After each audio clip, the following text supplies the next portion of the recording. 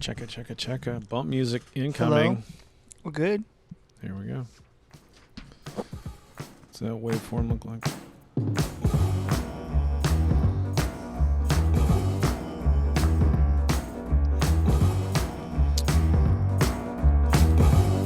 There we go, buddy. Good. Works.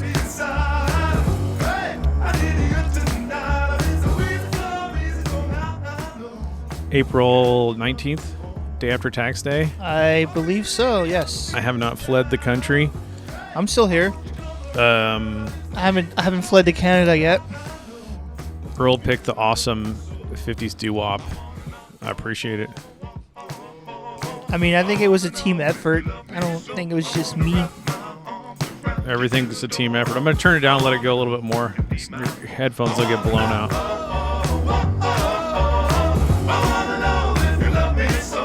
It's a jam. It's a jam. It's a jam, everybody. All fade down low. Some sound pros. Turn our headphones back up. Holy smokes. Lots to talk about, bud. Well, how's your headphone? Does that sound good to you? It does. Pause that. It's still going. I think the main thing we should talk about, well, not really talk about, but rant, was the attempts to try to get video going this morning. Live streaming is an evasive. It's a bitch. Evasive little Cause like slime. I want to say a dirty word there, but it's. I don't understand how 2 weeks ago it worked. And I think the only thing we did different was replace the battery with a battery charging pack, so it would stay on, so it would get the whole podcast. But as soon as we did that, it somehow decided, nah, we're not going to work anymore. It's weird like that. We discovered after 2 days of messing with it that we might have a compromised cable, which is kind of hilarious. Possibly. It reminds me of that point in Sling Blade where they're looking at the lawnmower. Oh, I love this scene. And they're everybody's like, I can't figure out what's wrong with it. And he's like, it's out of gas. Yeah. That's what happened today. Ain't got no gas. Ain't got no gas.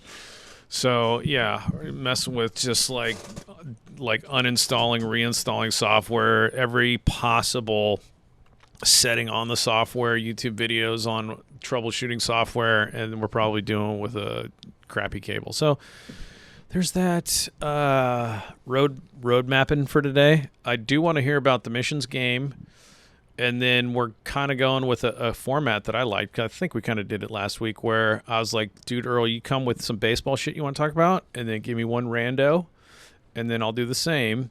And then I'll do one rando, and then it's always better if you find the music because you're just a musician. I have a playlist of 5 songs selected that I think the audience and you will like. I think I will, and it's Bikini Kill, right? No, it's a band called Destroy Boys. Oh, okay. I was just mentioning. I thought that was the album when you were talking this. No. morning. I was mentioning the band Bikini Kill because I was just trying to make I see. comparison of girl punk bands. Yeah.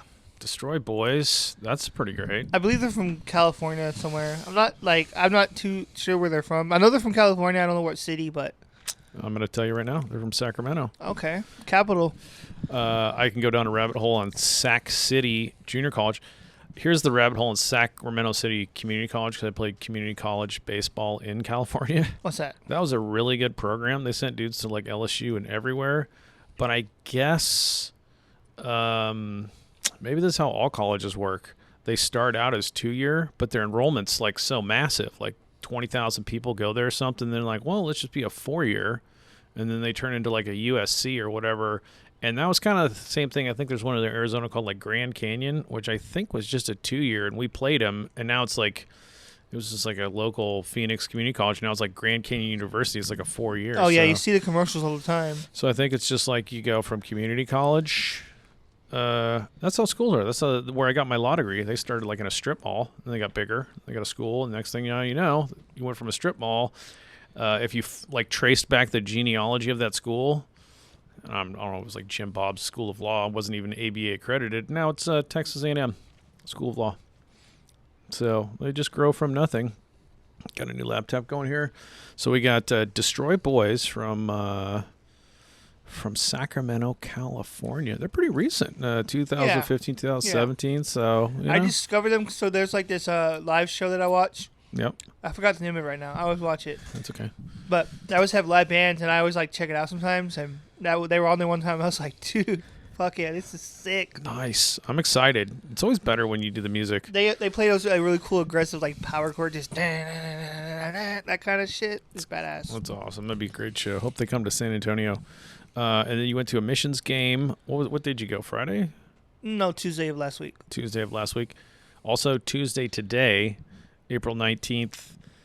UTSA is playing Texas State, and I know it's a midweek game, but I'm betting you're throwing Mostaf Malone.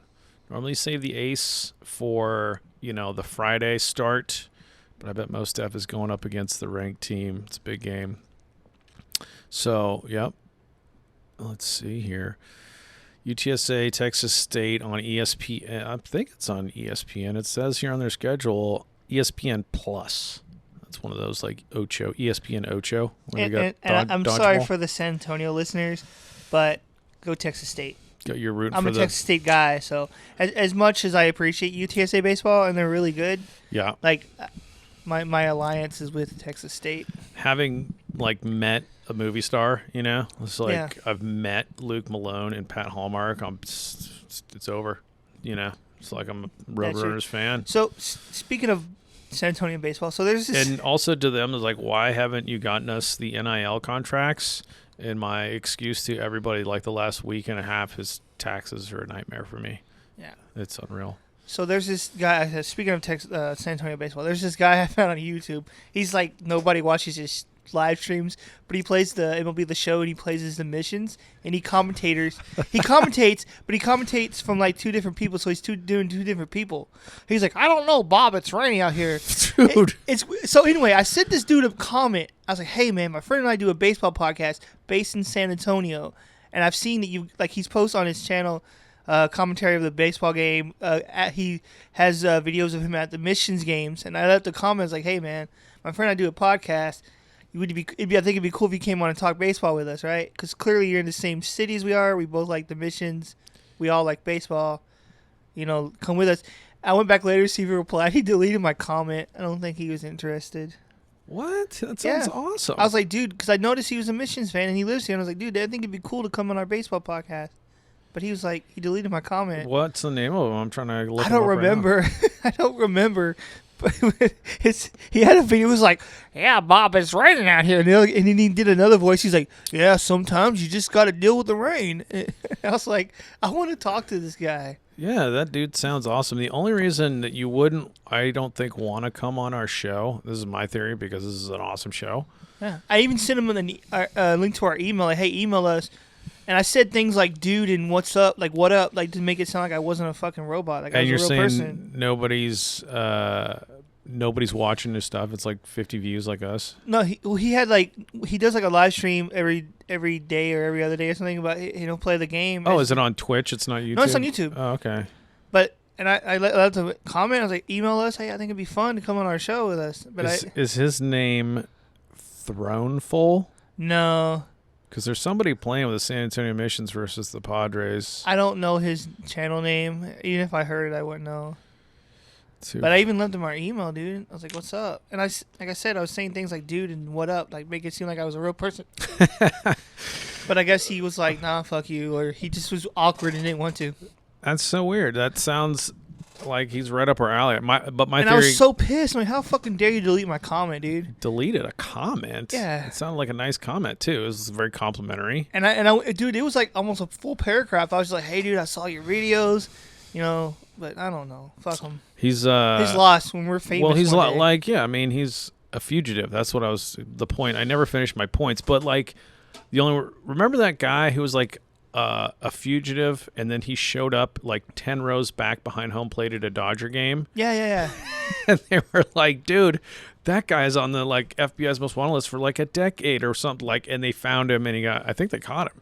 That's what this guy is. Well, there was oh shit. There was a video too like that where there was this guy, but it was the wrong guy. It was mistaken identity. Earl Zan, I'm gonna keep my cussing down also because I just said the S word. That's all right. You're allowed to say cuss words every now and then. You're a grown ass man.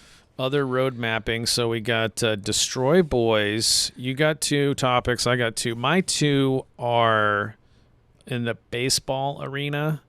Is kind of like perfect games with Roki, and then the fact that Clayton Kershaw got pulled out in the 7th inning of a perfect game. And he was dealing up to that point, so he easily could have, even if he wouldn't done a no-hitter, he would have been able to finish the next 2 innings. Yeah, I got some thoughts on that. I think it's pretty bad. Obscure, my obscure segment, which is Black Mist scandal of the Japanese NPB League. Back in the 70s was actually kind of a crazy story. Never heard of it, so I'm interested. Exactly, and it has a really cool name, right? Black Mist.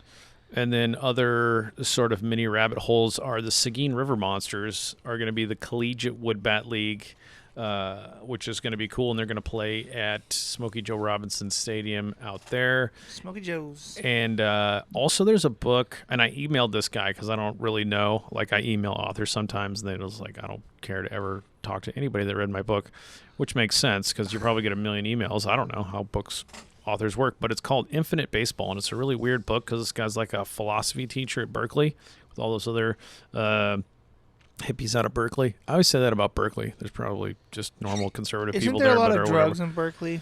I think so. It's associated a lot with kind of like the counterculture. Certainly in the 60s. But anyway, he teaches philosophy at Cal Berkeley, and he wrote a book. He's a baseball fan. He wrote Baseball Infinite. It's a really cool book, and it talks about, remember when I was saying I didn't think I don't want to use the hate word. I said I didn't dislike Bud Selig, I thought, as much as I disliked Manfred.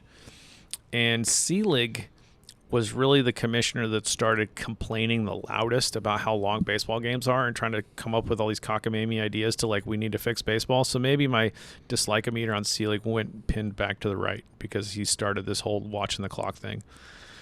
But, it's just stupid. Yeah, but anyway, back to because I never finished my point. Alva Noe, if I'm saying his last name, Baseball and Venom, has a great chapter on is baseball too long? And he argues that it is not if you understand the game. Exactly. It is not boring at all. It's not long enough, frankly, and you need to stop monkeying with it because that's not. It's like saying, what does he say? Let me find it. You give me your 2 main segments while I find this awesome quote. Before I do that, I'm gonna follow up on your point about baseball not long enough. I like going to the games, dude. It's crazy because I feel like we go there, the game starts, and next thing you know, it's over. I'm like, really? It goes by fast. You know what I mean? So. It's not to me. I wouldn't say it's not long enough, but it goes by fast. So to me, it's not slow or long. You know what I mean? But so whatever. Anyway, my 2 points that I want to talk about that we're going to talk about together is Vladimir Guerrero Jr. versus Vladimir Guerrero Sr. That's okay. And then my second point is just something fun I thought of, like talking about ballpark experience, like before the game, like the types of, the food and just hanging out and shit, like going to the shop and all that. Because some ballparks have some really good, like, cool-ass food, if you think about it. Like Dodger dogs and shit. You know what I mean? Yeah. Okay, I think I'm finding the quote here. This is the worst part of the podcast when I'm looking something up, Earl, and I'm trying to figure it out. But just check out Infinite Baseball. And he's kind of saying, like, and I'm going to get this wrong. I'll find the quote later. I should put it in my notes. But he's like, is a baseball game too long? Is like saying I went to the museum and that was too long. It's like, take your time, look at the art, look at what's happening. There's no time limit. That's not the way it's built. Well, there's also a lot of moving pieces. Yeah, it's like, in baseball. There's a lot of things you got to do. Like, you can't simply just pitch. If there's a guy on base, you want to constantly check on him. Yeah. You want to see who's coming up to bat. There's a lot of things. It's trying to, like, cram it into, like, we want all baseball games to be 2 hours and 15 minutes. It's not. You're messing with what it is, I think. So anyway, don't they have a pitch clock too now? Yeah, they got all kinds of stuff. They're always trying to mess with the game. But anyway, those are the mini segments, I guess. And I'll kick it to you. I had some more on Kelly Gruber because I started, like, tweeting you some Gruber stuff about him hitting for the cycle and other things. But pretty good player. We can talk Kelly Gruber if we want, but. Were you going to talk about ballpark food, right? Well, I think it's cool the stuff that when because each stadium has their own unique like dish, I guess you would say. Yep. Like in St. Louis, you can get a chicken in a boat. What? What's that? It's like this boat shape. I guess you want to call it a bowl or something, but there's like this chicken in it. Okay. Yeah, it's like this fancy chicken. I'm not sure the exact dish, but it's called chicken in a boat, something like that. Let's officially put our foot into segment 1 and call that the ballpark food segment. Yeah. I got some thoughts on that. Okay. What's one of your thoughts? Okay, well, the one that you will see almost at all ballparks is the little helmet with ice cream in it. I love that. Right? I actually had that on my notes to mention that. Yeah, you just keep those little helmets. I was trying to get one on Tuesday, but it was $2 Tuesdays, and the line was too long, and I forget it. Forget that. I had a choice to make though, in terms of food. I was like, on one hand, I can get that fucking awesome foot-long corn dog, or I can get the baseball helmet ice cream. I was like, ooh, foot-long corn dog. And I chose the corn dog over the ice cream and the helmet. That's actually a good choice, though. I love a good corn dog. Because they have this foot-long corn dog there. Man, I love a good corn dog. And apparently in Texas, well, we are in Texas, but Texas Rangers, they have a 2-foot corn dog. What? It's called the Boomstick.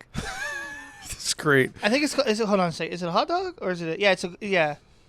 It's a 2-foot-long hot dog called the Boomstick at the Texas Rangers Stadium. Yeah, and I realized that the IRS and Major League Baseball are trying their darndest to try to make me drink again. Like MLB, like I don't know, there's like let's make Turnstile drink again. There's beer sponsorships everywhere. They're just trying to put stress on me though. They're trying to break me down psychologically, so I'll just like go to the bottle and their plans are not working. I'm trying to hold off. But back in the day, you go to the ballpark and they give you like some crazy beer and it's like in a long baseball bat or something. That's what I was going to talk about too, the baseball bat. I want to get one, but that's a lot of beer for me to try to drink quickly because you don't want it to get cold, right? So do you take the baseball bat home and then when friends come over, you serve it like, hey, you want a Dos Equis? And you give them a baseball bat. I saw people walking around. I wanted to get one so bad, but the lines were so long. Like I said, I had the choice to make. What do I want the most?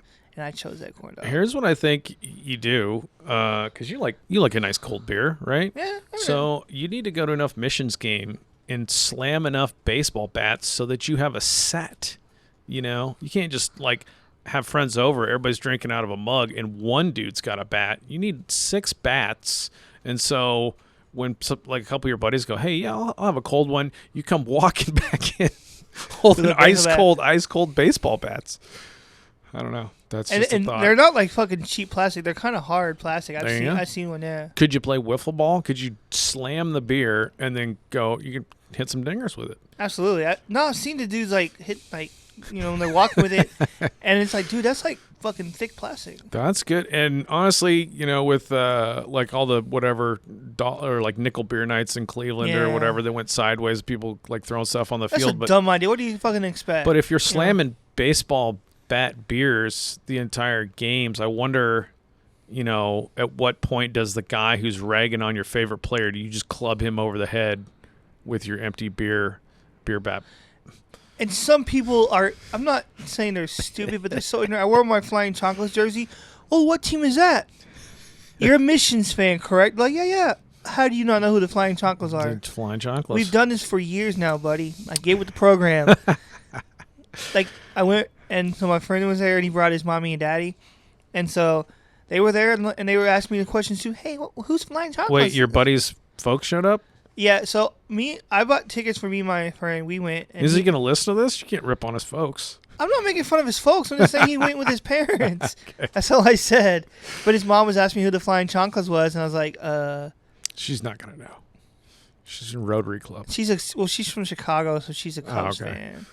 Wrigleyville, get out of here. Speaking of beers at the game, have you ever seen the big, long... so if you're in the bleachers, this is kind of cool. There's certain things, like I don't really miss drinking, but there's certain like good times that are kind of neat. So like in Wrigley where they drink the beers, then they start stacking the cups, right? So like you and all the people, your buddies just, and then you got like a couple feet of cups, but then the dudes in the row behind you, they're like, let me put them in there. And they build that huge long snake that goes from the front of the bleachers and it'll extend all, because everybody's just slamming beers on a day game. And you get this like 40-foot long thing of cups of beers people, and they're just trying to make this the bleachers at Wrigley are one of the greatest great American destinations, in my opinion. Because those are baseball towns, man. People are screaming at each other back there. My brother went to a game in Chicago. I think it was the Cubs or the White Sox. I can't remember. Yeah. But the Rangers were playing. He's a Rangers fan. Yeah. And the Rangers lost. And the fans there were still giving my brother shit. He's like, you guys fucking won. What is your point? What are you trying to make? Like, you guys won. You got to flip shit to the opposing. I remember I've been to the bleachers a few times at Wrigley, and one of the ones there was like, and it's so, I love people from Chicago. They're just so genuine, like Midwest, just nice people, but they're like, having a good time. It seems like to me like everybody like went to the University of Wisconsin or something there, but these dudes are out there just slamming beers, shirts off. Everybody's having a great time, and then of course some drunk dude by the third inning wants to start the wave, and then there's every time there's some gal who was like sitting like up in the back of the bleachers, and she's just a diehard Cubs fan. I can tell she's got like the white or the whatever, the W flag and all this Cubs stuff, and you can tell she gets camped out like season tickets. Like she's camped out there every game perhaps, and she is just pissed that this dude is gonna start the wave. She's like, no wave. And he's drunk. He's like, yes, wave. And she's like, no wave, damn it, no wave. And like, do it anyway. It turns into this huge fight with the bleachers and of course the drunk people are gonna win. They get the wave going, and then it's right field sucks, and then they're screaming left field sucks, and it's just a good time. My favorite though, I think, of all the little ballpark interactions you have with the people around you. Yep. There's always that one drunk guy who's a little too drunk, who's just fucking saying random shit, like funny shit, but he's like, hey, umpire, come on. Like, he's super loud. That was really good. There was a lot of ragging happening at the Mexican League games in Spanish that I didn't understand. There was that one guy, if you remember, behind us, was like, come on, this is San Antonio now.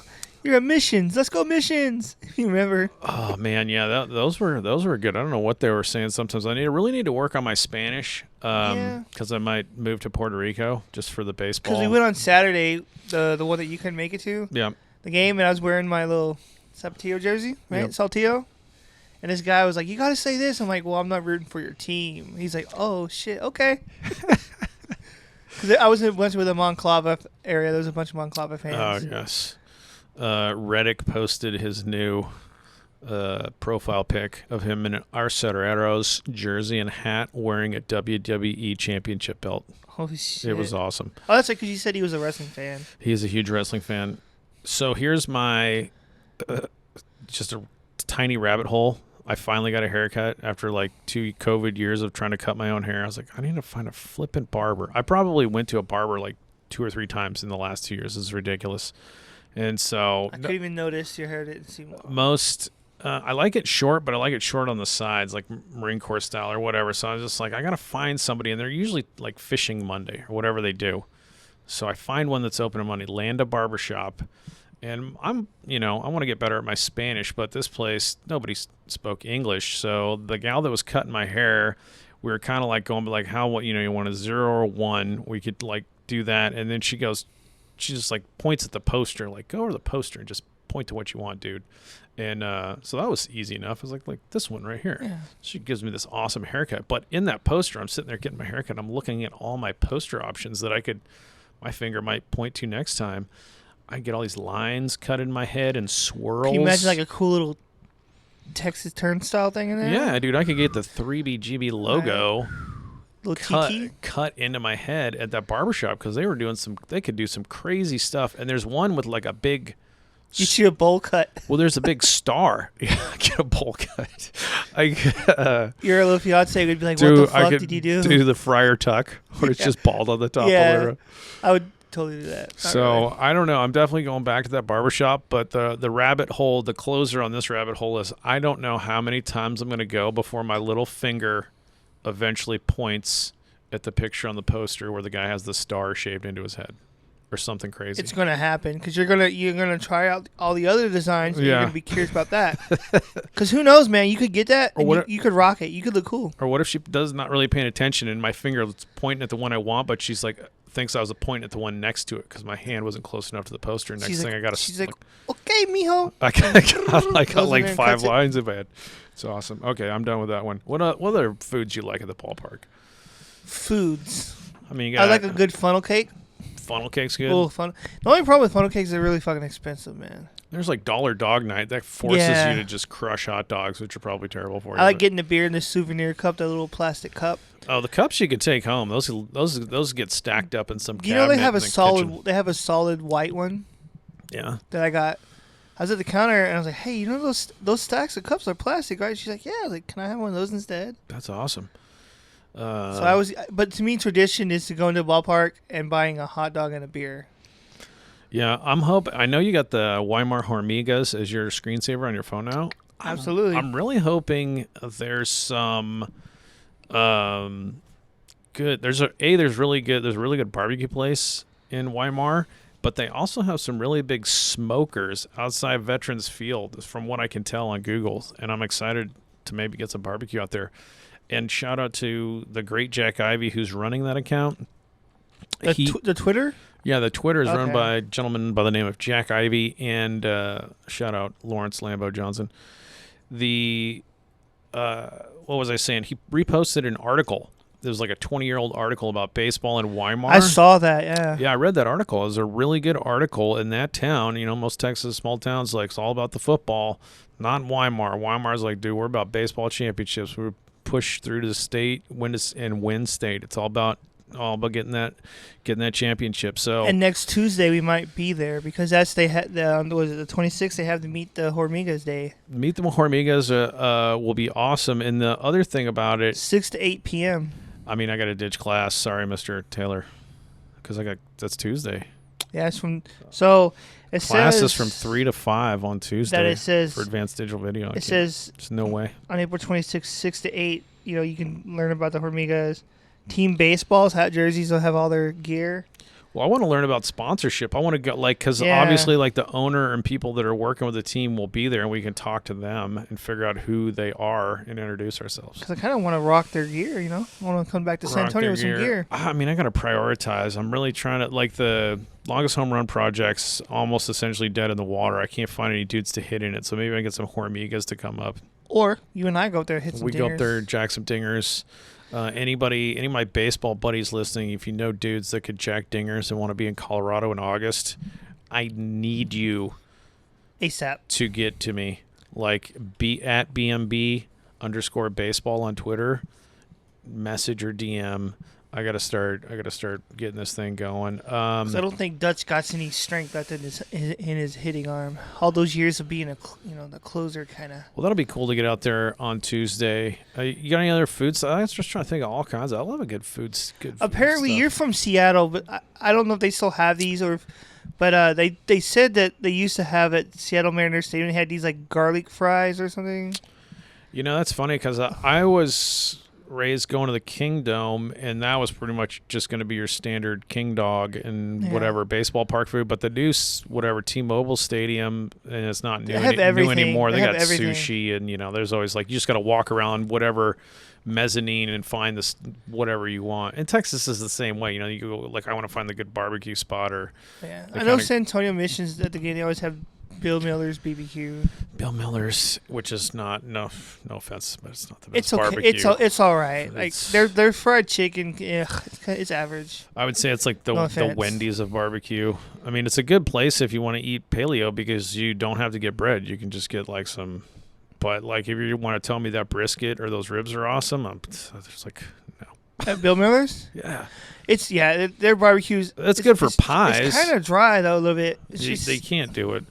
The barbecue station up here is pretty good though. I love the barbecue station. I've been telling people about it at work, and they're like, "Is it like a station?" It's a fucking barbecue place. old Like, gas who station, I cares what the think. fuck it is? That's good.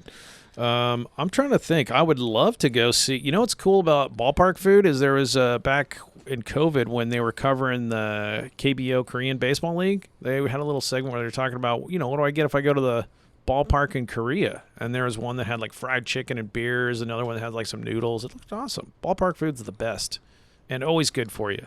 Always nutritious. I like to eat it before the game starts. I like to take it down because I don't like to eat a whole lot during the game. You Yeah. know? Especially like when you get the nachos because you're always gonna make a mess. I think you could get popcorn, but I never did popcorn. I used to sit there and crack peanuts. I've only ever really like my thing is I've gotten different things to try, but I always just go back to just a fucking hot dog, just get a dog. a dog and a little souvenir cup of beer. Yeah. Also, another thing about like before the game starts. I think it's cool and interesting to watch the ground crew work and prepare the field. Yeah, I always like the ground crew. Because you always get some people that don't know, like, well, what's going on? Why are they wandering the field or something cool to like? I want to say, I could be wrong. Yankee Stadium does. I think they play YMCA, and then you know how sometimes they'll drag the field like halfway through, like the fifth inning, to like reset it. And these dudes would come out and like the grounds crew would like do a little dance, and they're just tugging the little drags to the tune of YMCA. And it was kind of cool. But anyway. I just like watching the ground crew. It's interesting to see them prepare the field, like water it, and use the rake. Yeah. Have the bases, set up. I saw a. Plus, you get to see the players kind of warming up too. Yeah, that was interesting. At my junior college, there was a lot of pride taken for sure in field maintenance. Like the infielders were taking care of the grass because like that's how you get your good hops with a good infield, and then like drag and that, and like outfielders had to do the warning track and all that kind of stuff. So I saw a video on Tennessee Volunteers baseball, University of Tennessee baseball, on how fast they could break down from batting practice, where the cage is out there and all the nets and the all screen and the protective mats. They could do it in like, because there's so many people. Well, it's like it took them like 1 minute 20 seconds or something to pros. like take everything down. They're pros. They like made a fun game out I of also it. like the guy that like I think halfway through the game comes by with a shirt cannon.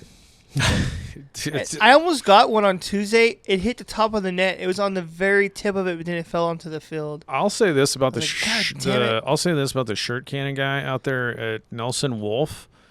That is kind of like it's a skill, because whatever with people getting hit with foul balls, it used to not be. I mean, there was the screen behind home plate, but there wasn't netting all the way above the dugouts. But now with the new safety rules in MLB, the netting goes all the way.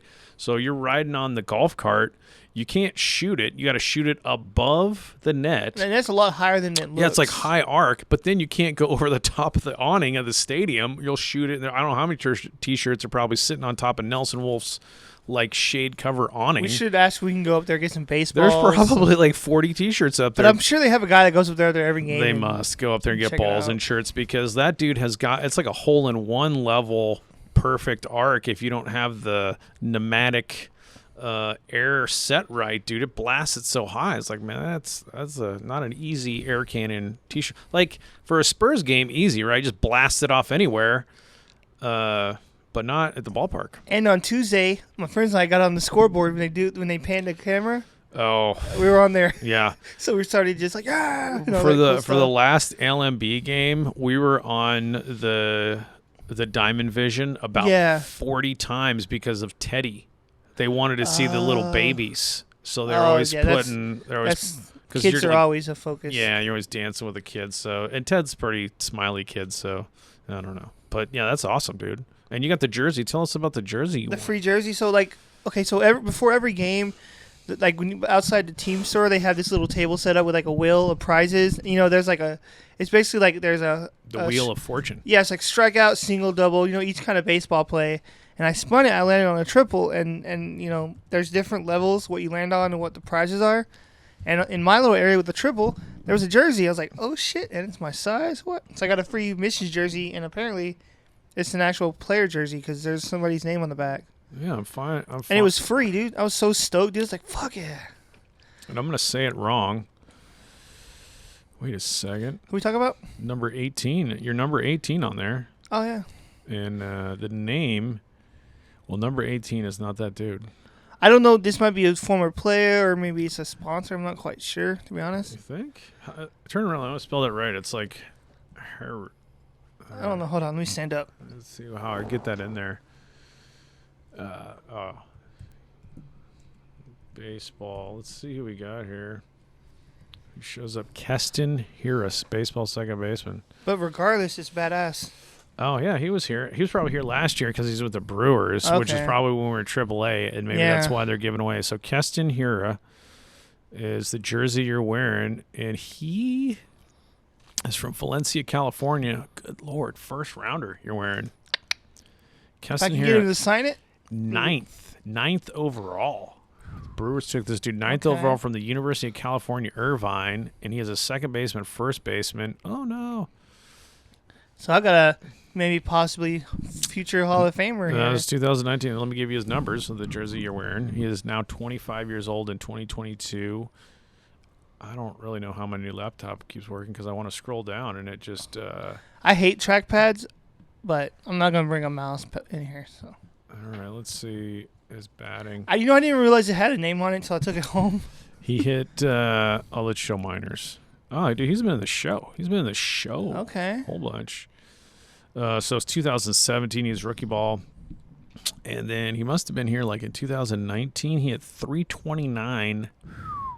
I think that That's a was. nice That was average. San Antonio. Yeah, so he was here in 2019. He hit 329 for us.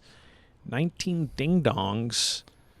49 bibbies. This is only in 57 games. And then he got called up to Milwaukee.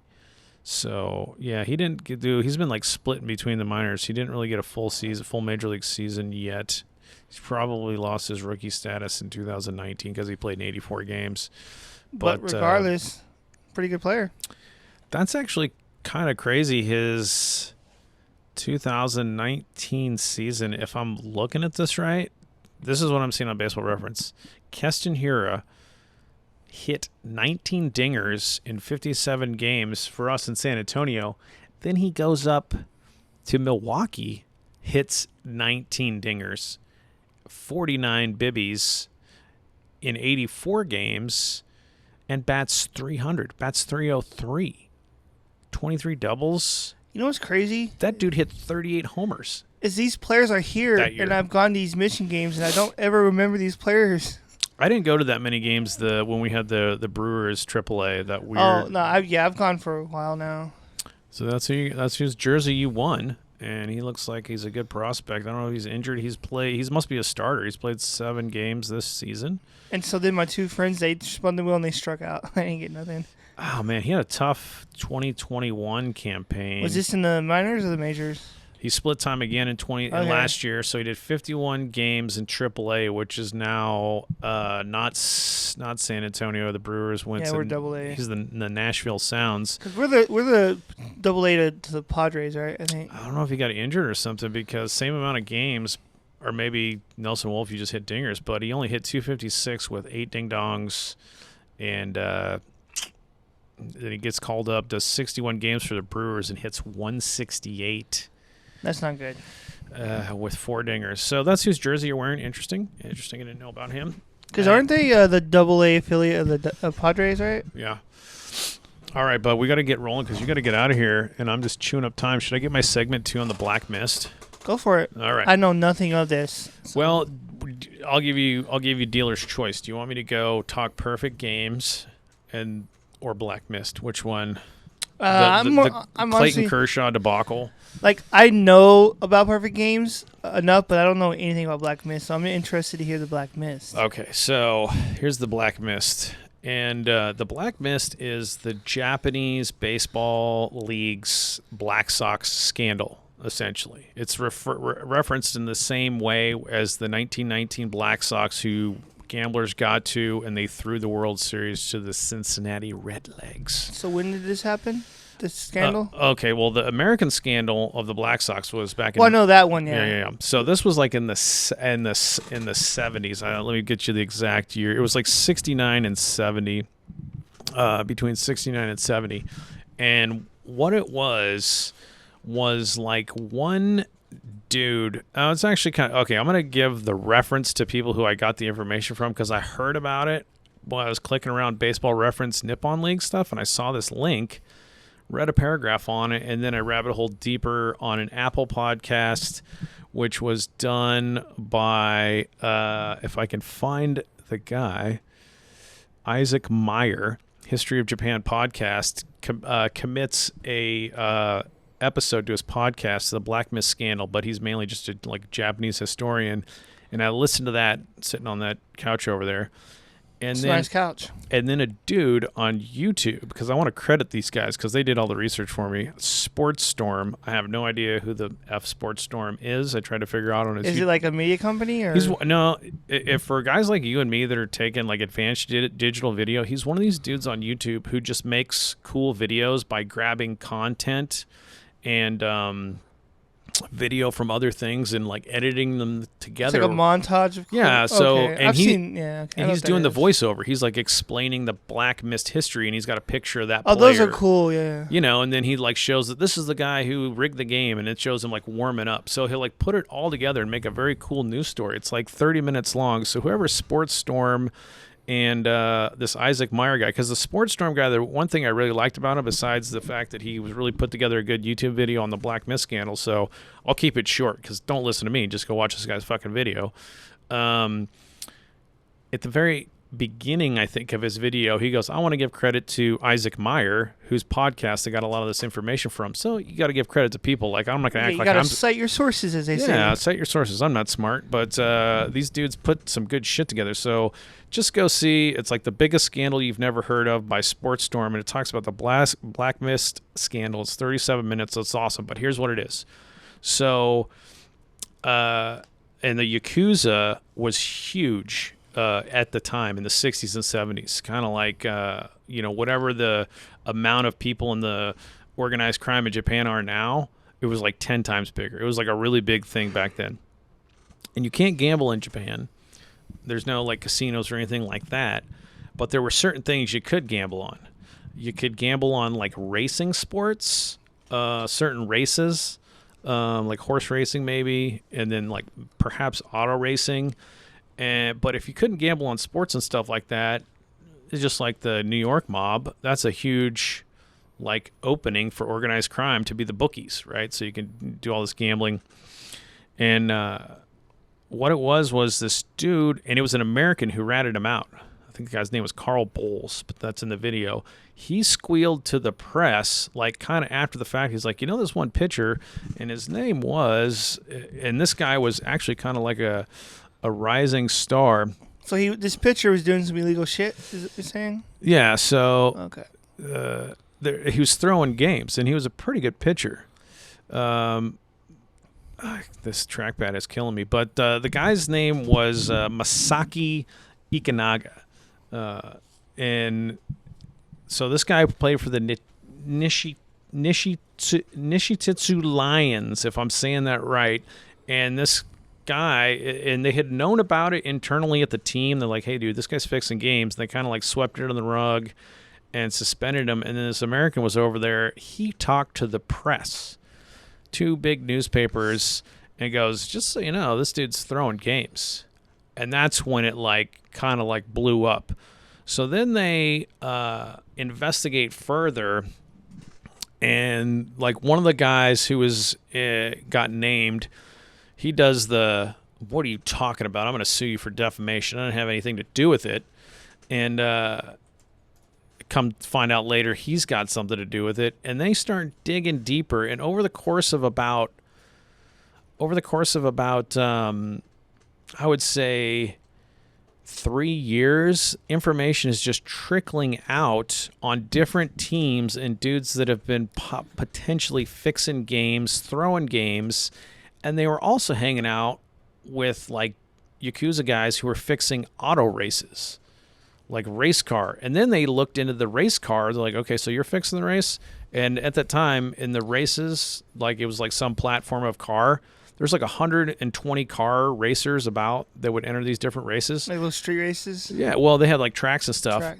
But like 1/4 of them, they found like maybe like 30, at least 30 plus racers were in on it. And then they started, there's like always one player, but you can't fix a baseball game with one guy, dude. You need lots of dudes, right? So all these guys kept coming out of the woodwork. And there was like some... The main guy, and I want to see if I can get his name because it was a pretty interesting story. If I want to make sure I credit him properly.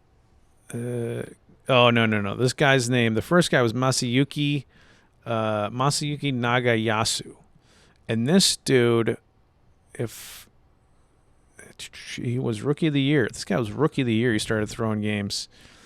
My thing is why? I mean, they must have like offered this dude some serious money to throw these games, right? Yeah. So, but the first guy that really got tagged, which I think was this Masayuki guy, he disappears. He gets like suspended, and then they can't find him. They're like, this guy disappeared. They find him way on the other side of Japan, up in like where the mountains are on the northernmost island. And the press dig him up, and they're like, what happened to you? He's like, dude, they paid me hush money because they didn't want to talk about it. But there's way more guys. And so they're like, he got ratted on, but then he's gonna rat on people. yeah, he got ratted on. He got in trouble. He basically got kicked out of the league, so he couldn't play baseball anymore. He's like, fine. So then he, and the team at first was like, I don't even pay him hush money, and he's like, no, I'll tell you exactly what happened. They gave me like $170,000, whatever, and they told me to shut up and go up here and hide out. And I opened a bar or whatever he did. And then he came back and started doing interviews, and then he was like doing interviews on TV, saying this guy and that guy, and they started just. It's a big no-no, man. Yeah, it was all kinds of stuff. So then, just like, and also I would say one thing that was interesting about Japanese baseball, they had not one commissioner but three. It was like a board, and that changed kind of after the Black Mist scandal, is my understanding. But anyway, just like the Black Sox, like 6 or 7 dudes got suspended. They looked into auto racing. A bunch of those dudes got in trouble, and they were all rubbing elbows with different Yakuza guys, which were kind of obscure how they knew these guys. But after about 3 years of it, my feeling was they're like, dude, we cannot dig into it much deeper because it's going to be, to fix the game, it's got to be a lot of dudes. It's going to be a way big part of the league. So, like, we just don't want to. I think at some point after like 2 years of scandal, they're like, let's just not look into this anymore. It's not a good look for the league. It's not good for the league. Let's just ban people so people know it's really bad, just like the Black Sox, make an example and move forward. But it was kind of crazy. I thought it was crazy that it involved auto racing. And there's the one last side note on one player, and then I'll leave this segment alone. So I notice here that 3 of these dudes got banned for life. Yeah. That's insane. But there's this one guy, I can't pronounce his name, but he just got a severe warning. That was it. Don't do it again. Okay. Well, yeah, one guy got a severe warning. He wasn't technically banned, but he got blackballed. Like, he was never banned from baseball, but he never played again. So that's pretty much the same thing at that point. Yeah. And if I can find, Masaki Ikanaga, if I'm saying it right, was one of the guys implicated, and he did get banned. Okay, and he took money, is what it says, but he never threw a game.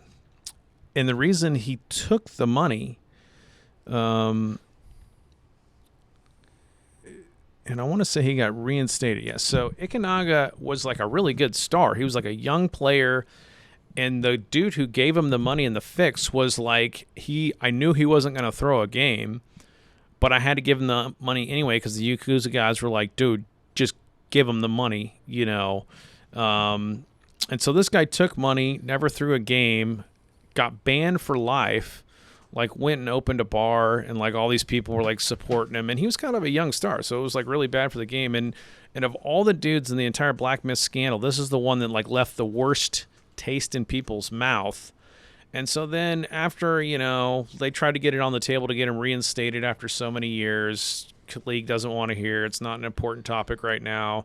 You go into the 80s, 90s, nobody wants to hear it. Eventually, they get the guy. Oh, no, this is what got him reinstated. And this is why I was going to mention it, because I think this is such a cool idea, and I don't know why they don't do it in America. Because it's America. So, yeah, MLB would never be this smart.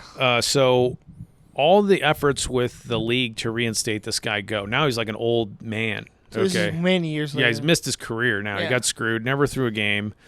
And so then there's like a committee, like the and I keep messing up his name, the Ikanaga like reinstatement committee. All these people are trying to work with the league. They're just like deaf ears. So then there's this Masters League. Check out also. There's a Masters League in Japan, just like, there's the PGA Golf, and then there's like the Senior Tour. Yeah. So you go see the Senior Tour if you want to see all your favorite old guys like Arnold Palmer and shit play, right? You see all these old stars.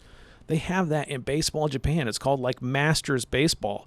So like San Antonio doesn't have Major League Baseball, But in Japan, these cities that don't have maybe Major League Japanese baseball, they'll have a Masters team. So you can watch like retired Ichiro play outfield as like a 47-year-old dude. But that's kind of fucking awesome, right? I think it's cool because if you can still play, fucking play. Right. Like Right? if you're in your 50s or 60s, I'd still kind of want to see the stars. So that's what they did. All these old, like retired professional baseball players played in this Masters League, and they approached Ikanaga and said, I know you got hosed by the league. Do you want to play in the Masters League? And he's like, heck yeah, I still want to play baseball. I know I'm like 50 or 60, but I still want to play.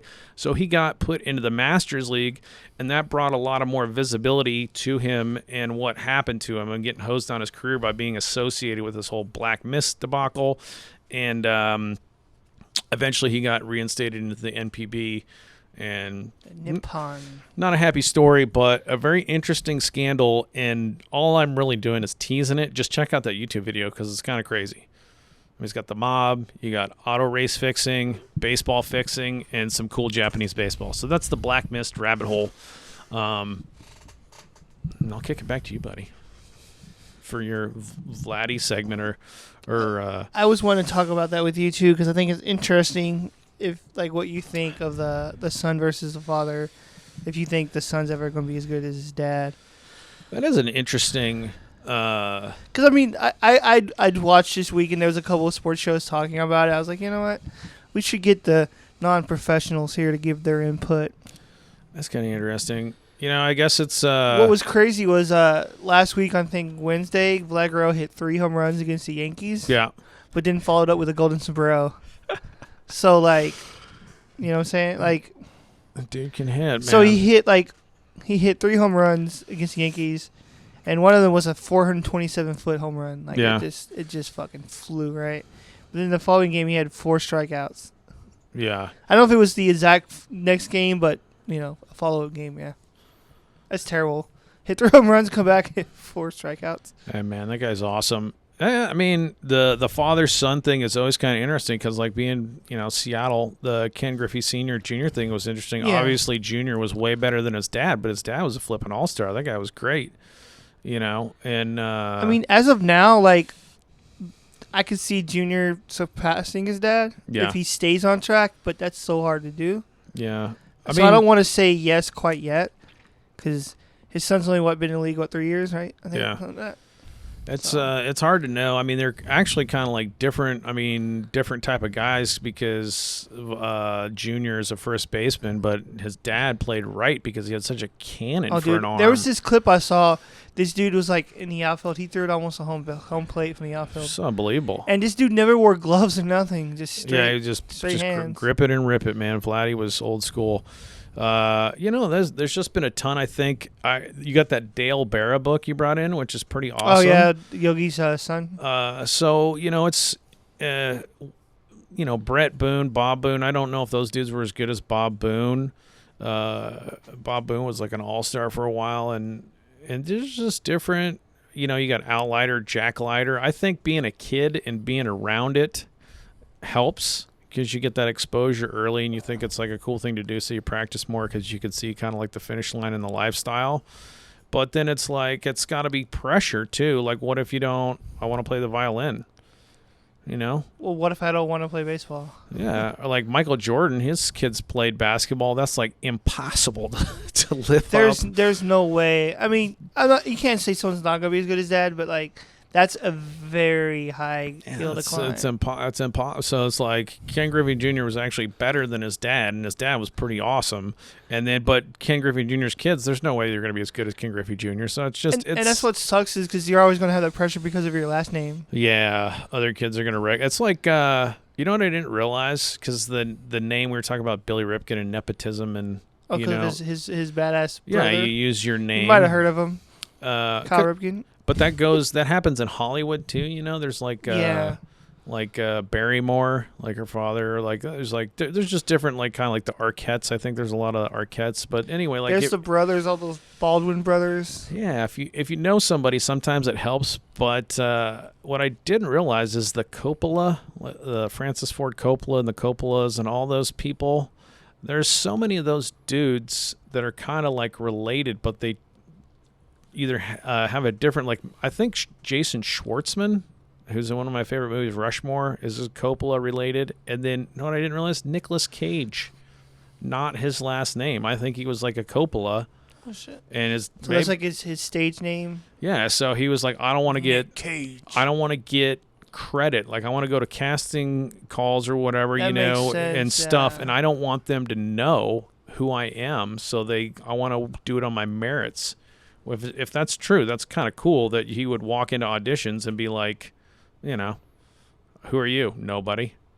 Is like totally hooked up in Hollywood. Because you're gonna get special. I wouldn't say special treatment, but they're gonna be, oh, your father was an actor, so you probably have it in you. We'll give you the part. Yeah. Something like that. But nobody's doing stage names of baseball, so you pretty much know that's that kid, and they do Yeah, get more not doing looks. stage names. You know, so the Billy Ripkins of the world kind of get maybe a little bit more run than the he guy. honestly was not. He was kind of a shit player. His numbers kind of told a different story that I don't know if you get drafted from you know don't. Sacramento City Community College, if you get that kind of run up to the pros with those numbers. Granted, you might get a shot because he was a decent player, but you're not. His brother, you know. You're not gonna so. get. Yeah. But, yeah, I don't know. The Vladdy Jr., Sr., I think it's cool that there's these legacies of, you know, like, because Ken Griffey, father and son, got to play in the same. That's awesome. They played in the same game for the Mariners. Same team? That's pretty cool. They hit back-to-back homers one time. Like, how amazing is that? I wish I could go back and watch that game. That's- I'm gonna have to watch it on YouTube. That's so cool. Ken And Griffey Jr. you got families like, I mean, watching Ken Jr. play with his dad in Major League Baseball now as I'm older, maybe when I was younger, I didn't realize how insanely cool that was, but that was so cool. And then the other one that was kind of funny when I think it must have been when the Mariners were like doing interleague against the Dodgers, and Corey Seager hit a dinger, and Kyle Seager was the third baseman, and he comes jogging by his older brother. And you could see that Kyle Seager just had this like little smirk on his face that like his little brother, like, it was kind of a cool family moment. Well, yeah, to see his brother hit a home run. Yeah, so. And also, I think Vlad Guerrero and the senior year, I think they had similar batting stances too. Yeah, I mean, he probably taught him a lot about getting. He's like, look, son, if you want to hit this fucking ball out of the park, this is what you got to do. Good drills there. So, and his son's a big dude. Like, he's built. He's got what they call baseball butt. He's got some power. Baseball butt. You got to. Because last year he hit 48 home runs. Mickey Brantley baseball butt. Yeah, I mean, there's amazing prodigy. Like, but I feel like every time he goes to the plate, there's a threat of him hitting it out of the park every single time. Yeah, got to have the baseball butt, but he can crush it. He's a great player, good guy. Because, I mean, through 3 years up to this point, he has, 77 home runs? So, I mean, he's on track. Yeah. And he has a really high OPS. It's like 1,000 or something. It's insane. Get over 1,000, you're crushing the ball. Yeah, I like those guys. Because what is it? It's something about on base plus slugging or something? Yeah, something like that. Yeah, that's how well you can reach base. That's one of the sabermetric favorites in the last decade or so or more. His on base, his OPS is 1,000, so that means he gets on base pretty much every time. Back in my era, it was like if you could hit it over 300, that was the coolest thing ever. And the other thing they're looking at is dingers, but RBI number was kind of like the before sabermetrics math took over. There's like, way too many categories, I think. Well, you could see if a dude, he hit 240, but he's got freaking 90 RBIs. So you could see how power and slugging would. What started would all help. this shit was that dude for the A's, Moneyball. That's Billy Bean. Well, Billy Bean gets all the credit because of the book in the movie, but it was whoever the guy wrote it, but fails me. My memory's going. But I bet you there were other dudes who kind of like were looking at players in this way, just not as consistently mathematic as Billy Bean decided to go. But very interesting.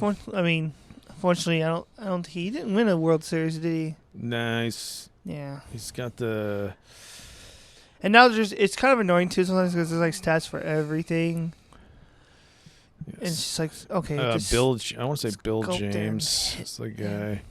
Because I was like, well, he's 24% on this pitch, 37% on this pitch. Like, it's like insane. Like on base percentage, And there's like that wins above replacement stat too. There's just too many of them, man. It's an interesting way. I mean, you're always looking for an edge, but it's an interesting hit. But the Bill James, I believe, is the main Sabre guy. Yeah, Bill The James. only one you need to know, the only stat you need to know is the Mendoza line. That's all you need to know. If you can hit a subpar 200, all right, we're golden. Which was always crazy to me because the Mendoza line is a confusing one. Technically, everybody I always thought it was 200, but it wasn't.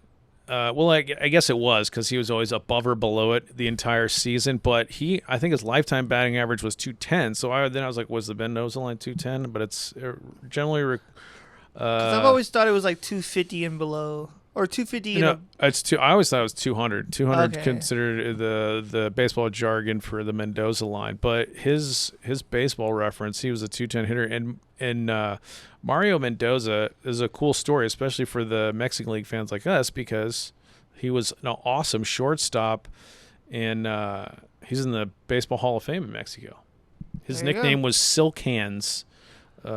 Mario Mendoza. Because, I mean, if you're hitting sub 200, it's not bad. I mean, it's not terrible, but it's not great. Well, if you're making contact on any major league position, that's good. Well, but yeah, of course. But it probably speaks more to how good of a fielder you are and how important the position of shortstop is to have somebody that can pick up a ground ball. I like those dudes, man. You ever see that where they get a ground ball to like shortstop or something, pick up with one hand and just sling it? They don't even glove it. They're just like.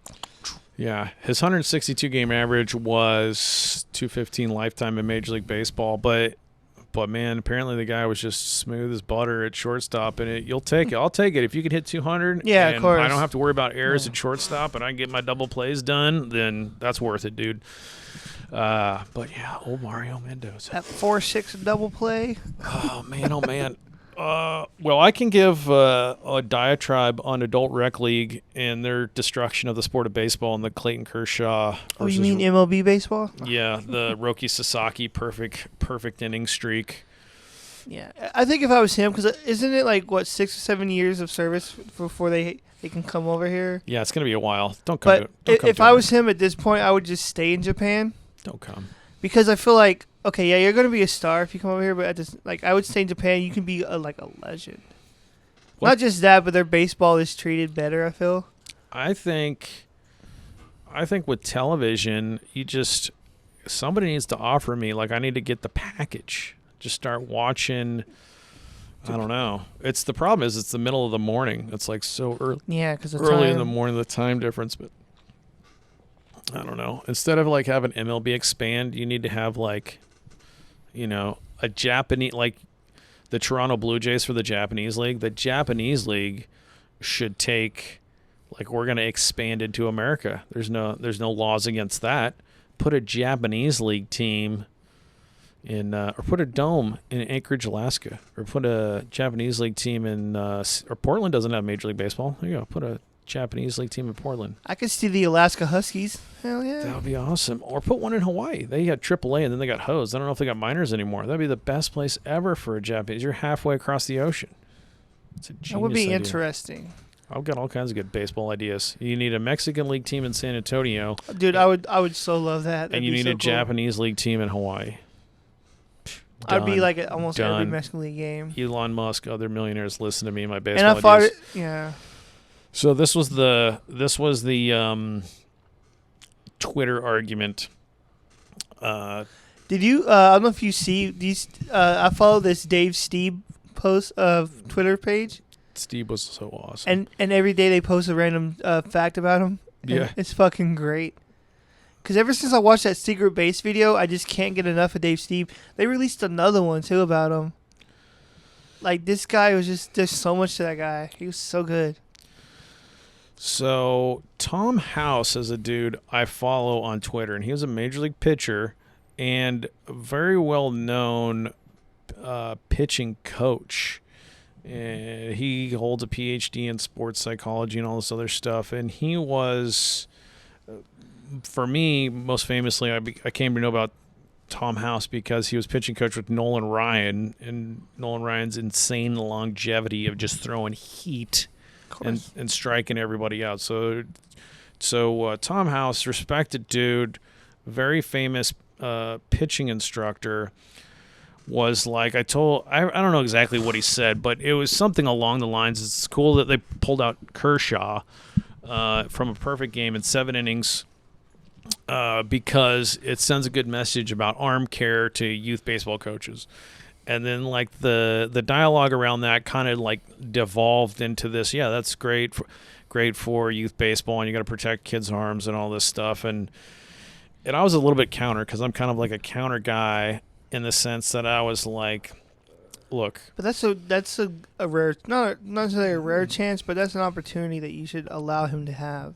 Well, exactly what I'm saying, because that game that was being played in Major League Baseball wasn't an example. It wasn't an instructional video. It was about that day and that game in baseball at the highest level, and it's not there to tell youth coaches to take your son out in the 4th and protect his arm. That's not what that game is about. This game's got nothing to do with about youth, and it's the ultimate, all the health stuff. Okay, so Clayton Kershaw had arm problems last year, and I guess, like, I don't know exactly what it was for him. So he was coming off, like, missing some time and coming back from injury that you had to manage. I get that. Okay.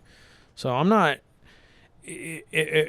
saying, like, I don't care about health, because health is like the ultimate. It's like the Debbie Downer, you know. It's like I could, talk about something, and you can be like, well, or that's cool, but there's people dying in Ukraine. I was like, okay, bro, that's true, But like you get these people that are like Debbie Downer. They're always going to pull out like the one trump card that it is in fact a true statement. Because the trump card that kept getting thrown out on Kershaw is like health, and especially kids' health. That was like I don't know why it got turned into like this youth baseball argument, but that's what it got turned into. 2 things: he's won a World Series. He's later on in his career. Just let him have his moment. I know he's pitched a few no-hitters before. Yeah, but still, like, just let him do it. It's not like you're going to keep him in that long every single game. Well, a no-hitter in a perfect game is such a Was he on track for a no-hitter or a perfect game? Perfect game. See, that's even worse to take him out. There's only been 24, I believe, in Major League history ever. And that's stupid. That's just like perfection. It's just like that guy for the Tigers a few years ago that almost had no hitter in the 9th inning. That umpire called that dude safe. Yeah, that was brutal. But so, yeah, that was like the argument got turned into this, well, they're taking care of Kershaw's arm, and then, Dave Roberts, the manager for the Dodgers, was like, well, we're all on the same page. We had a pitching plan. We had a pitch count, and we're all about arm safety. And you just keep rolling out the health argument that we're going to, if we leave him out there to try to pitch the 8th, we're going to destroy arms and we're irresponsible. And the counter argument is that it's like we have to slow down to the point where what we doing is like, I don't want to leave the house because I might get robbed at 7-Eleven or I might get in a car accident level safety. And the game itself that we're trying, like, it's a game, right? We're playing baseball to play baseball because baseball's cool. And there's some history to the sport. There's some tradition to the sport. There's some respect for the game, I would think. And to, like, have some situational awareness on, how cool Clayton Kershaw is, how awesome his career is, and how rare a perfect game is. And I'm not saying, maybe his elbow does explode in the next 2 innings, but he was at 80 pitches, which isn't a ton. No, and I think it's getting up there, but 2 more innings, you're good. This is in my comments, like, this is unthinkable. 20 years ago, this never happens. A perfect game's a perfect game's a perfect game. It's going to get to the point where I forgot what manager it was, but he would have like the starter not start the game and have some pitcher pitch like the first inning and then bring another guy in. Yeah. It's going to get to that point where every inning's a different pitcher. Well, they're kind of doing that now, and I guess they're addressing some of those rules. Mr. Tommy Johnson, you have a chance to hit the home run record for most home runs in the game, but we're going to sit you down because we want to save your arm strength. That's what I'm saying. It's got to the point where it's like you're going to let this man have his moment. Well, and Kershaw is a class guy, so they talked to him about the game, and he was like, well, obviously. Texas boy, what up? Yeah, I wanted to, I think he said something like kind of soft, like, it would have been nice. I probably would have, but, I understand, I'm on board with the decision, and I support it. We all had a plan, and he talked around it like it was cool, and Kershaw doesn't care. He's not going to let that ruin his life. It's like no big deal. I didn't get a perfect game, so what? Probably somebody would have got a hit anyway. Whatever you have to tell yourself to make it okay. And for anybody or 15 listeners, it is okay. Not the biggest deal in the world, but again, it's like the taking away the National League hitter. It's like this death by 1,000 cuts of where people's heads are at. It's like, dude, we don't care. It's not that big a deal to not try for a perfect game. I would argue it's a huge deal. It should have been Kershaw's decision. He earned it. If he wants to stay out there, you know what I'm saying? If he wants to, and I realize it's maybe dangerous. I'm on rehab, but I'm only on 80. Just let me go. It's a perfect game. It never, ever, ever happens. Like, I've gave everything to this franchise. Yeah, just let me go. Maybe I get 3 ground balls. I'm at 83 pitches. I mean, if you're at 80 pitches through 7, go, dude. Just, I don't know. To me, it was a lot of Debbie Downer with the health trump card. And then if that trump card isn't strong enough for you, let me talk about youth health. Let me talk about kids' health. But, like, it wasn't some young rookie or like a 2-year player. Like, it was a veteran. Yeah, But then again, you got Roki Sasaki throwing 9 straight right at the beginning of the season. He's 20. If that would have been an MLB, they'd be like, okay, after 6 innings, take him out. Pitch count. He's a young guy. Take him out. Pitch count. I get pitch count, but I fucking hate pitch count. I do. It's ridiculous. It's a arbitrary number. They don't know. Like, honestly. And now you have those stupid guys on the side with the clicker in the dugout, like clicking the pitch count. Okay, he's getting up there. Well, what if a doctor, like the number comes regardless of his performance, let's not look at the performance. Let's look at the pitch count, and that's it. You know what I'm saying? Well, where did the number come from? There's a doctor somewhere who's like, well, based on these tendon strengths, I think that possibly 100 would be. You would want to go no more than 100. But that same doctor another day said, well, I probably want to limit him to 80 if we want to have it. Like, if they would have just said 100. You know what it was? You know what? You know how it used to be? The perfect game. Back when I was boy, my dad would say, you know what? You get out there and pitch till you're tired. Yeah, I mean, like all the other jokes was like, well, Nolan Ryan pitched like 160 pitches, and then he went out on 3 days rest through another game. So it's just like, legendary. It's different for everybody. Understand Kershaw was coming off an injury. Okay. Understand all the let's save kids' arms and set an example and have major league, like whatever arguments they're saying. You just want to like slap people in the face as hard as you can so it makes that loud pop and like, stop, bro. Or it was a freaking perfect game. Here's another sentence. Here's another thing I could throw in there. Go. Here's another thing I could throw in for pitch count. You think pitch count fucking matters? Some softball pitchers, they pitch every fucking game, right? Yeah, I mean. So don't give me this shit about pitch count. If softball players, if they've figured a way to pitch every single game and make stay healthy. So yeah. Here's how it went in youth baseball before everybody's worried about blowing out kids' arms, which really pretty much never happened in youth baseball anyway. So I think it's kind of like a problem we created. You got this one kid on your team, on your summer league Mickey Mantle team that's fucking awesome, all right? And now you're going into a tournament. You really want to win that tournament. Okay, that kid's probably going to pitch like one full game, go complete game, kill the other team, and then you're going to go through your other pitchers who are hopefully good enough. But if you can get to the championship game of that tournament, that kid's going to come out again, either in relief or try to start again on short rest. And maybe that's what all these YouTubers are like, wow, we're wearing out these kids' arms. I was like, nobody complained about it back then, and that kid wanted to pitch. I mean, kids are throwing every day, so I don't really know. It's kind of this let's wrap ourselves in bubble wrap attitude of the 2020s. It's becoming the thing where like if pitchers make it to the 7th, oh wow, he made it that far. But it's bled into now Major League Baseball and a guy throwing a flippin' perfect game, which would have never happened in any other era in baseball where we overthought it. Let's put on our overthinking caps and like pitch count. Let's get him out of there. I hate pitch count. I hate it. I mean, even if it's a no-hitter, it's an insult, but a perfect game is so rare. He says it doesn't bother him, but it does.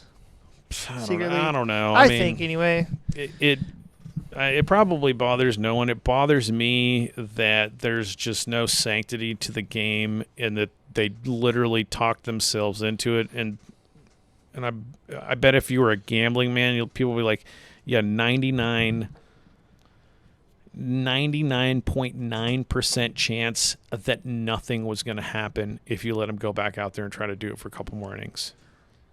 If I'm a wager. But no, we gotta be safe. Well, look at the pitch count. Look at what he threw in spring training. You only have this many numbers. I mean, if he throws a baseball 20 to 30 more times, it's possibly the end of his career, or whatever they told themselves. He's gonna be in a sling for the rest of his life. I know he throws baseballs his entire life for his career, but honestly, if you let him throw a baseball, I mean, he should. Throwing a baseball for a guy who's been throwing baseballs, 20 more is probably the end of the world. Back when I was a little boy, I threw 200 pitch games, 2 in a row, man. 200 pitch games. One game 201, next game 205. I'm 45 years old. I still got that arm. I mean, that's what we're talking about. We're talking about throwing a baseball. A guy who have you ever thought about professionally played, not having pitch count, just make sure I'm a little stronger? You ever thought about that? I mean. And I've seen the articles on the stuff, and mainly what it was. Here's where I think it started. Oh, you know what? I'm going to call my boss tomorrow. Not tomorrow. Thursday. And say, hey, I can't come into work today. He said, why not?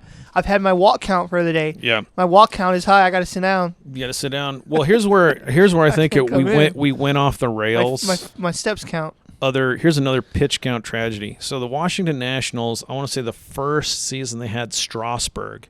Okay. He came up, and this is a guy who came from the college ranks, so you're not playing this many games. Go straight to the show. You're just gunning people down, but they get to the playoffs, and they basically have to not use their best pitcher because of pitch count. They're like, Strasburg's done for the season. Don't care that we're in the postseason. I remember that. Yeah. Remember, it was like like you're trying to win the World Series, and now it's like, okay, if you knew pitch count was going to be an issue, why didn't you just let him land a beach and sip, pineapple smoothies, and then start him later, so his pitch count would have never got maxed out as you're going into the postseason? That's so stupid to have a max count for the season. Like, well, it's the fucking playoffs. I'm just saying, if there was a number, slide those numbers into the end of the season instead of the beginning of the season. But like at that point, do you not care about your franchise winning because it's the playoffs? It looked bad. And it's like, okay, we're in the playoffs, right? We have a chance to. And it was a hard number to win because it's getting like written into contracts now. Like Scott Boras and these agents are like, you're not going to take my guy with a big free agency deal and do like a 2-year contract and then use him up and have him pitch, 200 plus innings or whatever with all these crazy pitch count. And then I got to go out on the market and try to get this guy's career going again, and you destroyed his arm. So it's like a legitimate concern because there's data, especially with young guys coming out of college. If you throw them too much, you're going to have more arm injury. I get that. So the pitch count idea of a pitch count does come from somewhere, and there is a reason for it in certain circumstances, but to remove all situational awareness and respect for the game of baseball to the point that nothing else matters but some number you wrote down, and that a perfect game at the highest level of baseball is like, it doesn't even matter, don't really care. But these people that are basing these numbers have never played. Sure, they study like the body and things and all that, but like they've never played, so what the fuck do they even know? I don't know. It's always going to come back to, it's like, well, we're playing for the full season. It's not just one game. We're trying to win the World Series here. And all these arguments that are true. It's about his health. We don't want to hurt him. Also true. Everything that all the counters to me are true, and they all make me want to slap people in the face and say, you're wrong. If you've gotten your point to the place where you're so blind to the fact that a fucking perfect game is being thrown right now, and you just are like, whatever, let's pull them, you've lost something. Again, let's just make everything in life a count. Hey, Ernie, I'm almost at my word count for the day, so I have to talk. And the next question that I have to answer to you is going to be short because I'm almost at my word count. Yeah. Oh, by the way, you see those chips on the table? You have a chip count of 12, and you're already on 6, so you kind of want to slow it down a little bit. Yeah, I mean, and if I was going to summarize it, why I find it so offensive that this hard pitch count in the middle of a perfect game, it's a philosophical question of beauty and art and what does baseball mean to you? Because if the most important thing, right, should be the game today, should be like the next pitch. Like, I want to win this game. I'm trying to achieve. In every moment you're trying to achieve perfection. I'm trying to do this right now. I'm not worried about 5 months from now. I'm like, right now I want to drive in the runner on second. I'm trying to reach my maximum potential, and we are, as fans, watching this art play out before us of these amazing athletes. And this is a spectator sport. You've taken my money to have me walk into the stadium, and yes, you're trying to win championships, but if the game today, it doesn't, like, you know what I'm saying? It's like a marathon runner. It's like, well, I don't want to work too hard today. You know, I was like, if you're saving something for later, I don't know if I necessarily agree with that, or if it's to the point that you're kind of disrespecting some cool moment, like you're afraid to achieve something great, like a perfect game, because of a 0.01% chance of safety concerns. You're definitely losing something, and it's a philosophical argument. So my thing was like, if that's what it is, maybe we're just paying money to go to the ballpark and watch these guys work out, because today's game doesn't even matter. Doesn't matter to them. Doesn't matter to management. Records, you know. I say just put them out there and see what happens. How they used to do it. I guess. So, I mean, I just feel like we're losing something, and kind of like losing our sight on the fact that it is a game. Because when you start talking about, like, well, it's the championships, it's a long season, I get that. I get that you're trying to, but that's the business side talking. That's not the beauty of baseball side talking. That a perfect game, and that a perfect game means something right now, that's the beauty of baseball. That's the beauty of the moment talking. When you're saying 80 hard pitch count, don't care if there's a perfect game, we got to save them for the end of the season, that's the dollars talking. That's just my opinion. Absolutely. So do you want to get into our little music segment? Yeah, we need to get in the music segment. We got to get you out of here. 121, we'll do... see if I got other rabbit holes. You can't get me researching because it turns into a fucking it turns into I'm cussing a lot. It turns into a lot of dead air and me clicking around with a computer. I don't know how it works. So we're gonna do Destroy Boys. Destroy Boys. And I'm gonna have to manipulate your phone for it. All you have to do is I actually have it hooked up. You just hit play. Just open here. Okay. You just click the middle button, and it should open up. He had to hit it twice. I hit it once to unlock it. Hit it again. Do I need to give any Wikipedia information on these gals before? If you want to. I pulled them up. Go back to Destroy Boys. And how did you come about them again? Just from Bikini Kill? No. I was watching. There's like this YouTube channel I watch. They always have like live bands in their studio. Yeah. And Audio Tree Live. That's the name of it. The name of the YouTube channel. Audio Tree Live.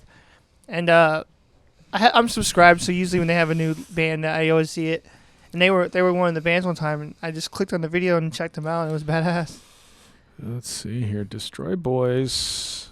And they don't have Rodits in my Yugba.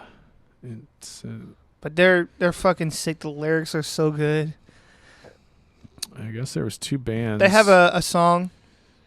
I think I put it on there, but one of the lyrics is like, I'm not a mannequin, I'm not your Polly Pocket. It's just like, yeah. It's fucking cool.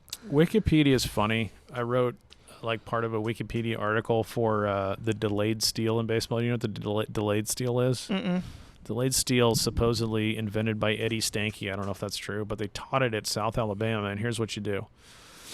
So when you lead off first, if you're Ricky Henderson, as soon as the pitcher goes to the plate, you bolt. You just sprint it to second, you make it, you steal normal. That's a normal steal. Yeah. But when you do that, right as the pitcher's going, the second baseman and shortstop are eyeing the runner. They look at him to see if he breaks, because they need to know if one of them is assigned to cover the bag for the throw down. It's never the same guy. It's like some second baseman, short, but whoever is assigned to cover the bag for the catcher's throw always peeks at the runner. Yeah. The delayed steal, what you do when you're not doing either, the pitcher goes to the plate, you take what's called the secondary lead. You kind of bounce off the base just a little bit more in case the ball's hit. You kind of got like a head start to like run into second, break up the double play or whatever you're doing. It's called the secondary lead, right? So the delayed steal, when the pitcher goes to the plate, and this is a random rabbit hole having to do with why I can't find the names of this band, but you scooch off the base like with a pretty big secondary lead, but because the shortstop or whoever already kind of looked at you and saw that you were not stealing, they didn't go cover second base. They're just staying back in their position. So you take this huge secondary lead, so now you're like way off of first base. Nobody's covering second, and then you bolt for second. So now you're all of a sudden, didn't look like you were stealing, took this huge secondary lead. You're like almost like halfway between the bases, and now you bolt for second. And it's kind of a race between you and the shortstop, and the catcher's like, I want to jump up and throw, but there's nobody there. So it's kind of a trickery play. And I wrote a description of it in Wikipedia because anybody can go in there and write a flipping article. Yeah. And that's what apparently happened with Destroy Boys, because they start talking about the band was formed by Roditz and Mayugba, but I don't know who that is. You know, what'd be interesting for Wikipedia is to make a 3BGB Wikipedia and then have a separate Wikipedia for our personas. Yeah. Dutch Chattahoochee started out. So they've had a number of people. Currently, there are 3 band members: Alexia Roditz, Violet Mayugba, and Narsai Malik. So let's get into it. And you made the playlist. Yeah. 5 songs, you know. Sacramento, California. I wonder if they went to Sac City College. If you don't like this band, I'm just going to be like, I don't know what to say. Punch me in the face. Probably. I got to get the levels turned up early. I might have to turn our ears down because I want to make sure the waveform is looking good. Okay. All right. Here we go. I push it once. Yeah, hit it again. Hit it again. And it's on the playlist, right? All right. This one's called Methatonin. Is that right? Yes. Or has to do with meth? Go ahead.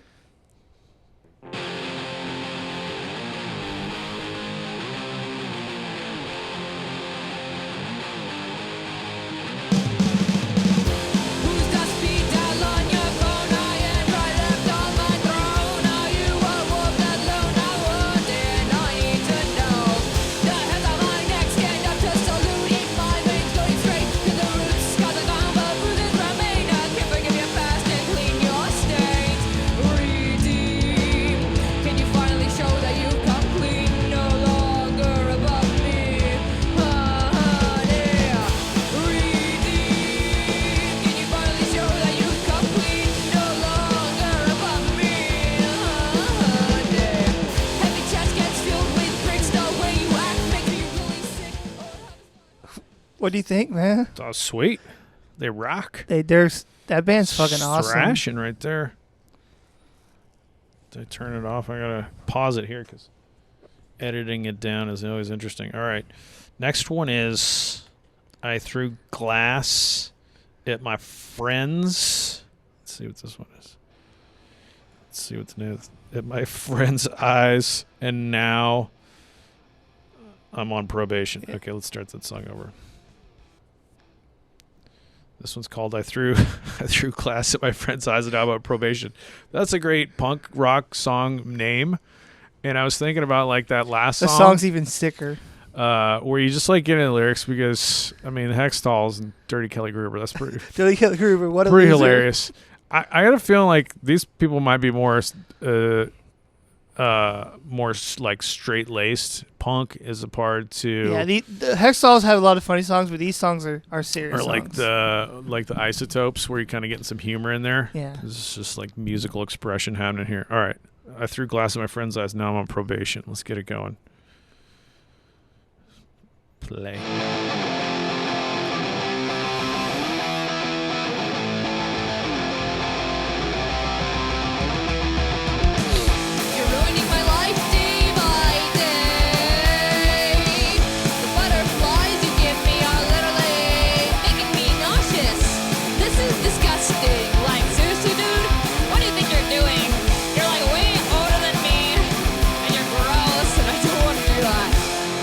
Me over ever again.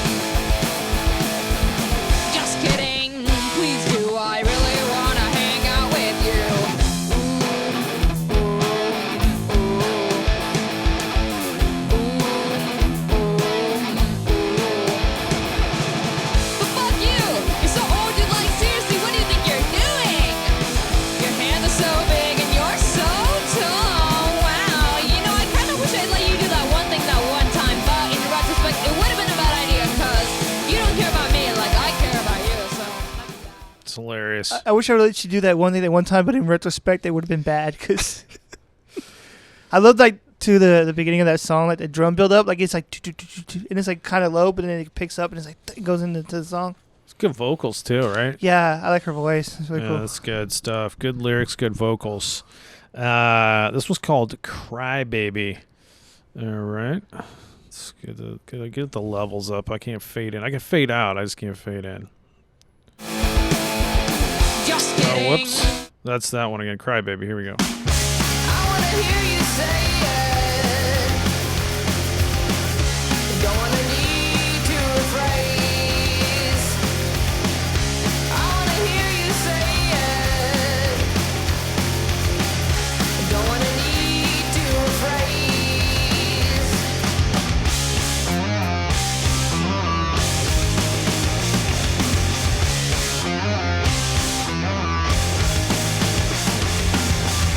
You love to feel this way, so you scream, could it be? You give it all away, admission free, could it be? I can hear, but I cannot see. I can hear, but I can't see. I can hear, but I cannot see. It's nice. I love that guitar part. It goes dun dun dun dun dun dun dun. That was a good hook in there. I like that. How many albums they got out here? I they think they have going? like 2 or 3 full length. Studio. Sorry, Mom is 2016. 2018's Make Room, and then they just opened, or they just did Open Mouth, Open Heart in 2021. So I wonder if they're on touring. Cause that Sorry Mom record is fucking badass. That's the one where I threw Friends with the Glass Face song comes from, and that's like one of my favorite songs by them. But Nice. fucking sick, yeah. So glad we're using your phone because mine just keeps going on. Whatever I last night when I was building this playlist, when I realized I wanted to do this band, it was hard picking just 5 songs 'cause I didn't want to put like a billion songs. So like I had to be like, okay, what 5 songs do I like the most? 5 songs do I think that I could put on there that will introduce somebody to this band that they could hear and be like, dude, this band's fucking sick. You know? Oh, man. What's up? Rabbit Hole. I love that you love this band because when you bring the music, it's so good. It's just, it expands my horizon. But so they're from Sacramento, Yeah. and they released their single 2018. They released their 5th single called American River, which goes through Sacramento. Yeah. And I have a baseball rabbit hole about American River. What's that? Okay, so last in junior college where I went, we played, our little conference up there in like the northernmost part of California. It's pretty good. Maybe not the best baseball conference in the state, but we thought us College of Redwoods would like battle it out. But then we go down to Sacramento, which is like kind of the closest metropolis to go play all those JUCOs down there. And there's a JUCO in Sacramento called American River.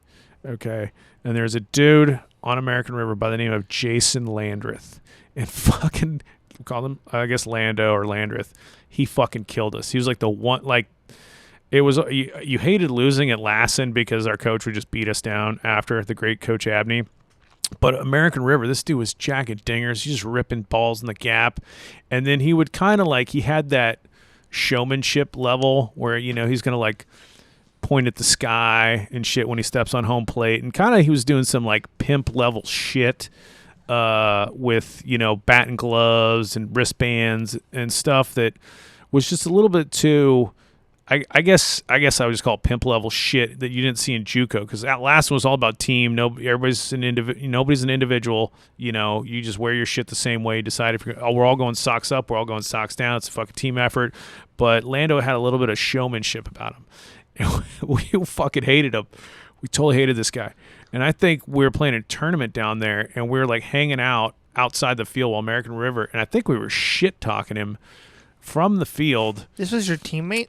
No. This guy, well, later in life. I didn't realize I was going to run across this guy later in life. So okay. Lando, we just hated this dude. And I think we were saying, whatever, nice, whatever. We're just talking shit before this tournament game, and we were probably playing him like later in the day or something. But he didn't even say nothing to us. He just kind of like looked over his shoulder at us with this like, whatever, dude. I'm better than you. And he never really gave a shit back, but he was good. So whatever. Jason Landers, I'll never see you again. I'm out of last in junior college. I fucking run across this guy in Lubbock, Texas. We're both playing for the Lubbock Crickets. He's kind of like, he just got done with Texas Tech. And I go, dude, I fucking played against you in junior college. He's like, what? I was like, yeah, dude, I went to last. He's like, oh my God. I was like, we fucking hated you. And he was oblivious. He's like, really? I was like, yeah, dude, we thought you were so cocky. And he turned out to be the nicest guy ever. And he was fucking hilarious. He had so many funny stories. That reminds me of a story too. Yeah. So in high school, there was like this quarterback who was like a jock. Yeah. Total, like, he was like the starter, so he was like the star of the team. And in high school, it's like, that's just a fucking dick. Fuck that guy. He thinks he's so fucking cool because he's starting quarterback. Years later, I met him when I was working. He came to the shop. He goes, hey, what's up, bro? I was like, I remember his name. And I was like, hey, what's up, man? He's like, yeah, you remember me from high school? I was like, yeah, you play football. He goes, hey, man, it's nice to see you. I was like, you're so nice. And I called you a dick and asshole, all this shit in high school to find out you were. So I was like, oh, shit, I felt bad now. Oh, my He was God. so nice. So now as I'm older, back then I thought everybody who was a jock was a piece of shit. Now that I'm older, I'm like, I bet there's a really lot of nice people in there. Dude, Brian Posehn has the comedian Brian Posehn? No. Oh, well, he hangs out with like Sarah Silverman or something. They're always like in sketches together, but he has a really funny bit about that. But I digress. So one more Sacramento link to American River, because we were talking about Sac City. When I talked to Lando, because he was like a nemesis at this American River college, he goes, no, dude, I went to like Sac City for a year too, but I like got kicked off the team or whatever it was, because he was always like he's like had some friends who were into trouble. And I forget if he said he was like going drinking or smoking weed or whatever with these dudes that were kind of like bad influences, and his coach didn't like him hanging out with him, and he was missing all this practice and stuff. And he said, this is a crazy story. If I saw this happen at the time, I would think it was so weird. So baseball practice, he's an outfielder, and you're just like, he's in the fly ball catching, like they're hitting flies to outfielders, just catching them. And then he sees his like stoner friends like pull up. I'm just going to say it's like a fucking Toyota Tercel or something. They just like pull up. They're like, dude, ditch practice, man. Fucking let's go blaze, ditch practice. And he's like, nah, dude, get out of here. I can't go. I was like, come on, man. They're just like messing with him, like, come on, ditch practice. So he goes. Like the dudes from that one movie with Ben Affleck and Yeah. McConaughey. Yeah. That's It'd be a lot cooler if you did that movie. Yeah, that's the greatest movie ever, and I can't think of it. That's what those dudes Dazed and Confused. That's what those dudes remind me of. Right Yeah, now. so it's like the Dazed and Confused buddies show up at practice, and so Lando goes, so then they hit this fly ball that was like kind of like deep into the gap, and I'm just in practice. I run back and I catch the ball, and I just keep running, and then jump the fence and get into this car, and it drives off. You go with him? No, I wasn't even there. He was on a different team, You but saw it happen. No, he was telling me about it later in life, that when he went to Sac City, and I go, dude, that would be insane. If you're a coach at a practice and you hit a fly ball to one of your outfielders, and he just like caught it on the run, kept running, jumped the fence, got in a car and drove off. That'd be badass. Lando was crazy. He had so many funny stories. Couldn't have been a nicer guy. Thought he was the biggest dick. I think we should dub this city Sand City. That's right. So never judge a book by its cover. All right, let's get down to the next song. But they had a single. Actually, the song's pretty cool too. I have a little video for it and everything. Oh, American River? Yeah. It was one of their singles. Yeah. That's pretty awesome. All right, let's get back to your awesome playlist here. And we did Cry Baby. Now we're going to do Duck Eat World. Is that right? Duck Eat World. Duck Yeah. Eat World. All right. Here we go. Ever since you cut your hair, you're so different and don't seem to care. Staying out late, exes on hands. Since when did you like punk rock bands? Green eyes leaning in on me. Green eyes, am I what you see? Am I what you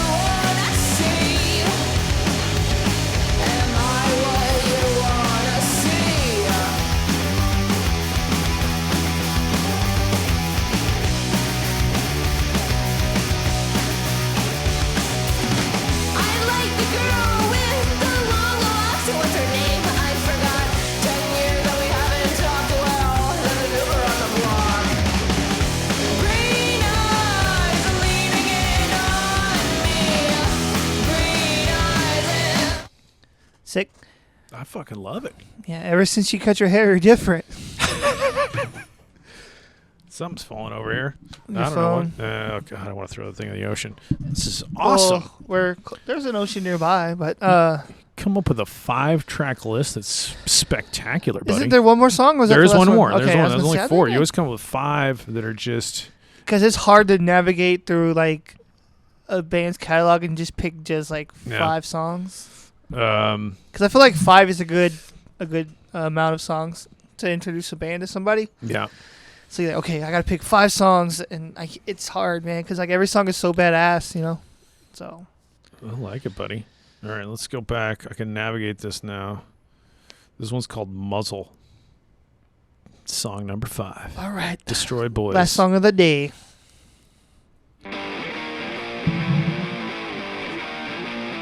You don't know me, you don't see me, you think you know me by the scream. You don't know me, you don't see me, and you think I'm trash and you think I'm mean. You don't know me, you don't see me, you think you know me by the scream. You don't know me, you don't see me, and you think I'm trash and you think I'm mean. I am not your fucking mannequin, clothespin, call up your weekend sin. I am not your Polly Pocket girl, shoving me in your donate bin. You don't know me, you don't see me, you think you know me by the scream. You don't know me, you don't see me, you think I'm trash, you think I'm mean. You don't know me, you don't see me, you think you know me by the scream. You don't know me, you don't see me, and you think I'm trash and you think I'm mean. I am not your fucking mannequin, clothespin, call up your weekend sin. I am not your Polly Pocket girl, chucking me in your donate bin. Nice. You don't know me, you don't see me, you think you know me. You think I'm trash, you think I'm mean. It's good stuff right there, buddy. You did an all-star job again. I got a billion bands that I could easily. That's what I mean, I got to have you do it. Or I just listen to I like picking- Minor I Threat like- Beastie Boys the whole time. I like picking songs. I like picking bands for us to, because I think it's cooler to see you react to the bands and see what you think. I love it. I love it. There's a lot of good punk music out there that I feel needs to be put out in the 9790 Cat airwaves so other people can hear it. What do you think of the band named Mannequin Pussy? I think it sounds cool. That's hilarious. There's a band named Mannequin Pussy, and I'm going to click on that. There's I don't know if I would name the band Mannequin Pussy, just because there'd probably be a lot of backlash from it, right? But They're from Philly. go figure. But you know, They were first Gypsy Pervert. So you know what? Those dudes kind of sound like they're assholes. Think about it. are they dudes or are they? I'm trying to see if it's No, a in girl. general, just like a dude, the word dude. I'm not Oh, trying to say yeah. they're male people or whatever. I think 'Cause it's there was I think it's a girl and a guy band. Because there was a band, I can't remember the name of them, but they had some weird, like, offensive name, and a lot of, like, hardcore PC people got offended, and they couldn't, nobody wanted to book the band because they're like, hey, your name's offensive, and I can't remember what it was.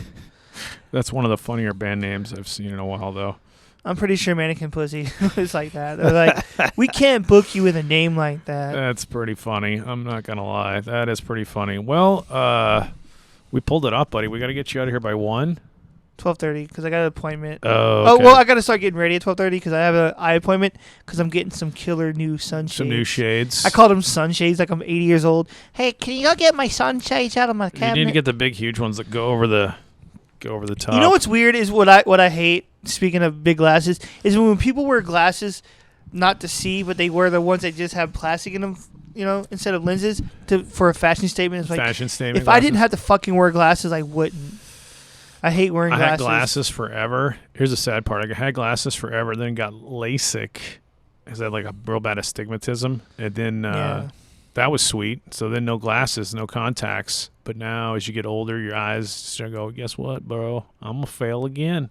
I'm going downhill. So I can't see nothing. I feel like once you get glasses every year, your vision is worse. Like that's how mine is. Supposedly it makes you a better hitter. Ted Williams said he had like 20/10 vision. That's why he was also a good fighter pilot. Well, I mean, I can say this though from experience. When I started wearing glasses on the mound, my pitch velocity went up. It's like Wild Thing Ricky Vaughn. Yeah, dude, those glasses made me a better closer. Yeah, that's right. I never made it. You know, as a pro, but What can you say? It's good stuff, buddy. My hot air didn't take over. I kept my mouth shut sometimes. Still upset that we couldn't, live stream. Live stream. I guess we could throw a short summary on some of our favorite stuff today and then go to outro music. All right. One thing happened is live stream fail. Your fiance came in here to check it out. Check out the pre-show setup. Love you, babe. I I don't know if she ever listens this long. Does she listen? Does she ever start listening? Or Yeah, she Okay. listened, and then she was watching the 20 minutes of whatever, episode 10, because she saw your Hello Kitty stickers on your laptop. She's like, I love Hello Kitty. So You can't borrow the laptop because I use it, but she likes that. We talked Black Mist scandal. I already have the I was self-awareness. like, you can't borrow the laptop. She's like, I never wanted to. I don't know. I got her laptop, but she can't find the charger for it. What's that? Of course, we moved, so you can't find anything. But That's how it usually goes. Black Mist scandal, instantly self-aware that was a terrible segment. Just watch the YouTube video. And I realize nobody wants to listen to a podcast where some dude just talks about something he doesn't know. I don't know if you thought it was interesting. I thought it was interesting. Yeah, I want to look into it. Look into it. I think it's interesting that it happens not recent, but in our lifetime. Yeah. I guess as far as I guess the coolest thing that came out of it for me, and it was just kind of like an interesting scandal, was the fact that guy got reinstated, but only after he started playing in the Masters League, and the fact that there is a Masters League, a Japanese old man league that just plays all the time on televised. It's like people buy tickets. Sounds awesome. I don't know why we're not doing that with our old MLBers, but somebody should look into a Masters League in the States. And then MLB continues death by 1,000 cuts of overthinking with perfect games from Clayton Kershaw aren't something we're interested in. What we are interested in is making sure he doesn't throw 81 baseballs. We got to make sure it's only 80. your pitch count was 80, you went to 81. That's it. You're done for the season. Technically, he could have. Here's what you do. Genius play. What's that? He technically could have thrown only 2 more pitches. Here's how. Because I think they have the stupid rule where you do not have to throw the 4 balls. That was another dumb rule. Because something wild could happen when you intentionally walk somebody and the catcher has to stick his arm out and you throw the ball. Now they just come out and say, give him 4. I'm kind of okay with that one, but now you don't have to throw it. So if you didn't want Kershaw to throw... Oh, but that would have ruined the perfect game because no walks, no hits, no errors. So I was saying you could have intentionally walked 2 dudes and then thrown a ground ball triple play. 9th inning, intentionally walked 2 dudes, throw a ground ball triple play. You only throw 2 more pitches, but you can't issue those intentional walks because now you don't have a perfect game. So that plan doesn't work. So he could have gone out and thrown only 6 more pitches. First pitch, swing in, pop up. Next one's ground ball. Next one's fly out. Same thing in the 9th, and you're out of there. But, like I said, we can't risk that. We can't risk the fact that Clayton Kershaw, a Hall of Famer, is going to throw a perfect game because, numbers, children's safety. It's all about. Children's it's basically what the arguments came down to. If Clayton Kershaw throws or attempts to throw a perfect game there, and you, Ernie Granville, a.k.a. T. Texas Tony Turnstile, don't support our decision to take him out, then you want to hurt children. You want to throw babies from a moving train. I think that's that was the argument that it turned into. Maybe been cool to see if you would have walked the guys and had a triple play, a 5, a 4, and a 3 triple play. You never know. Around the bases. Someone would ask me what that means. I'm like, well, it's the position that the number, when I say, oh, that's a 6-4 double play, whatever, it's like the position that their players are. Because pitcher is 1, catcher is 2, first base is 3, second base is 4, third base is 5, and shortstop is 6. Yeah.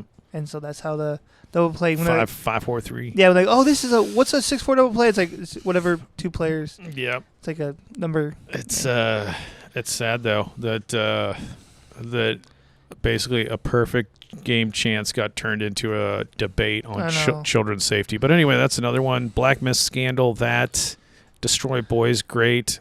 Ballpark food, get some. And then I would definitely say if a ballpark has a specialty hot dog, try that first because that's the way to go. that's Get the more specialty dog. baseball. Get yourself a 2-foot-long corn dog if you ever have a chance. the boomstick. The boomstick. I never, I used to go to Ranger games all the time, and I never ever got that. I don't know how new it is, but I never got it. I always just got, like I said, a hot dog and a beer. That's always been my thing. Like when my wife and I go to, we just get a hot dog and a cup of beer. Corn dog is such a genius invention, right? Hmm I love corn dogs. Look at that. Maybe that's my rabbit hole segment next week. The invention of the corn dog. Back in 1886 in Staten Island. Who knows? Everybody loves cornbread. It goes great with a dog. Cornbread. Hey, Mama, make some cornbread. All I need is a stick. It's genius. I think it's great, man, because especially when you get those all beef franks inside of that thing. Yeah. UTSA, Texas State. I'm excited. Go Bobcats. Let's see if there's any prep on that. I get my. It's going to be such ESPN Plus. I don't know if I have that channel. I used to have ESPN Plus, and they would show a lot of UFC, and I'm sorry, but I can't stand UFC. I just don't like it. It's so fucking boring. You know what I mean? Yeah, I'll see if there's like an article preview. See what's going on here. Texas State's gonna win. Oh man, it's going to be a good game. I gotta go Roadrunners. I'm rooting Pat Hallmark on these guys, and I gotta say, you gotta. It's not like Major League where they have the prospective stars. You don't know until they go, but I think you're throwing Mo Steph Malone. I feel like he's definitely gonna be a pro at some point. Yeah, he was a big dude. He looked pretty stout. So you passed your eye test? Well, I haven't seen just shaking his hand. I was like, let's see what we got here. Oh no, I want to see the season statistics. So yeah, the one outing. He's 5-1 with a 1.97 ERA. I mean, it's ridiculous. It's so good, yeah. It's super low base on balls. So and Schaefer's dealing. Maybe he'll get drafted by the Padres and he'll play for the Missions for a little while. I like Reese Easterling. I like and you know who got their first W the other day was if I could find it on the. I think he's a freshman too. It wasn't Grant Miller. It was Ryan Beard. Got his first win on the season. And he's one of the starters going. So, yeah, UTSA. And let's look at the batting. What was the awesome nickname? I can never remember the awesome nickname you have for Serdashny. Big Nasty. Big Nasty Serdashny. So, Sammy Diaz still leading. We should call the UTSA, whoever does the game. Yep. Call it when he comes up to the plate, Big Nasty. Start using their nicknames. Poston still leading the team. In base on balls, on base percentage, 446. It's insane. So let's figure out. So we got Mo Steph Malone going. Let's see who Texas State's going to start because they got a couple of aces up there. Let's see if we can figure out the matchup for tonight. I'm excited. We're gonna say who's ever going for Texas State starting pitcher. We're gonna call him Big Stud, regardless of what his name is. Are you going? It's in. I think it's up in San Marcos. No, I'm not going. I got adult stuff to do today. Oh no! Tell me about it. It's never ending. Being an adult sucks. Like especially working and going to school, it's like I don't have time to fucking do a whole lot of This podcast is fun, so I don't consider this podcast work. So this is a little break I get between class days. This is your break of effing off. All right, we'll wrap it here in a second. So they're in San Marcos tonight, and Texas State is probably going to throw their ace if they're smart, because Roadrunners. If they're smart. Roadrunners ain't no slouch, let me tell you. They're coming for blood.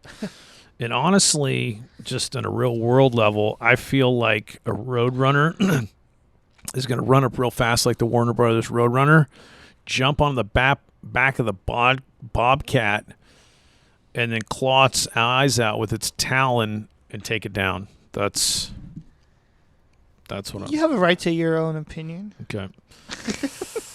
But, yeah, go Bobcats.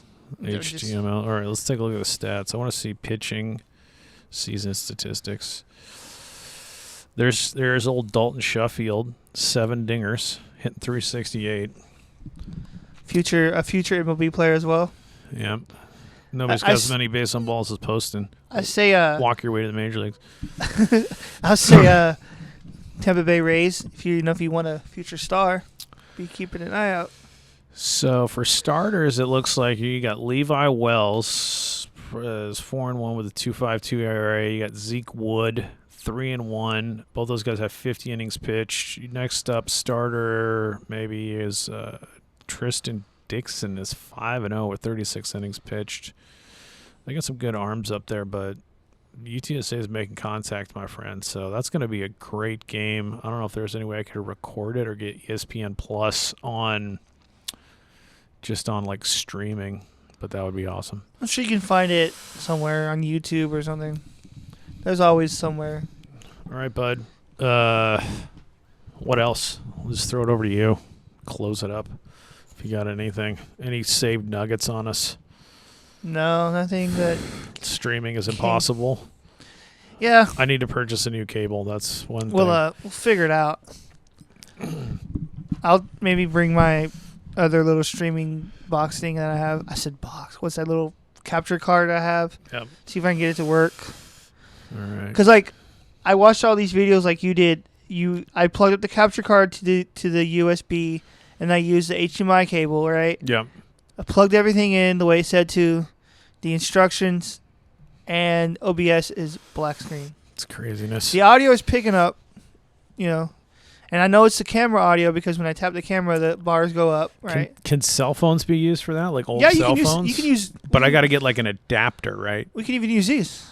But I need an HDMI adapter, right? Not necessarily. For like the Samsung. Because if you stream directly from your like phone, that cable will fit into that phone. you don't even need OBS to stream off your phone.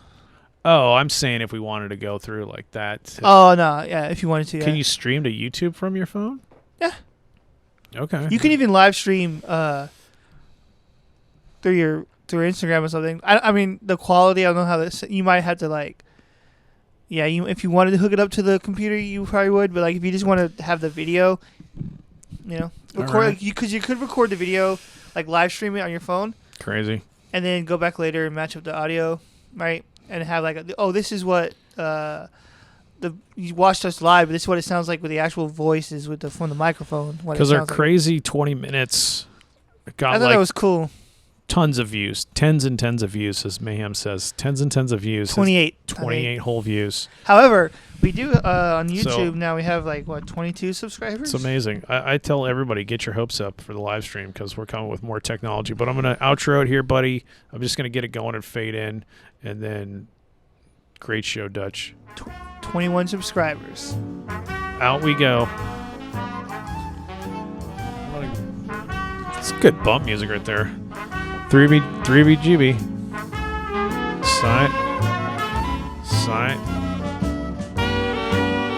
Signing out. Till next week. Till next time, Dutch.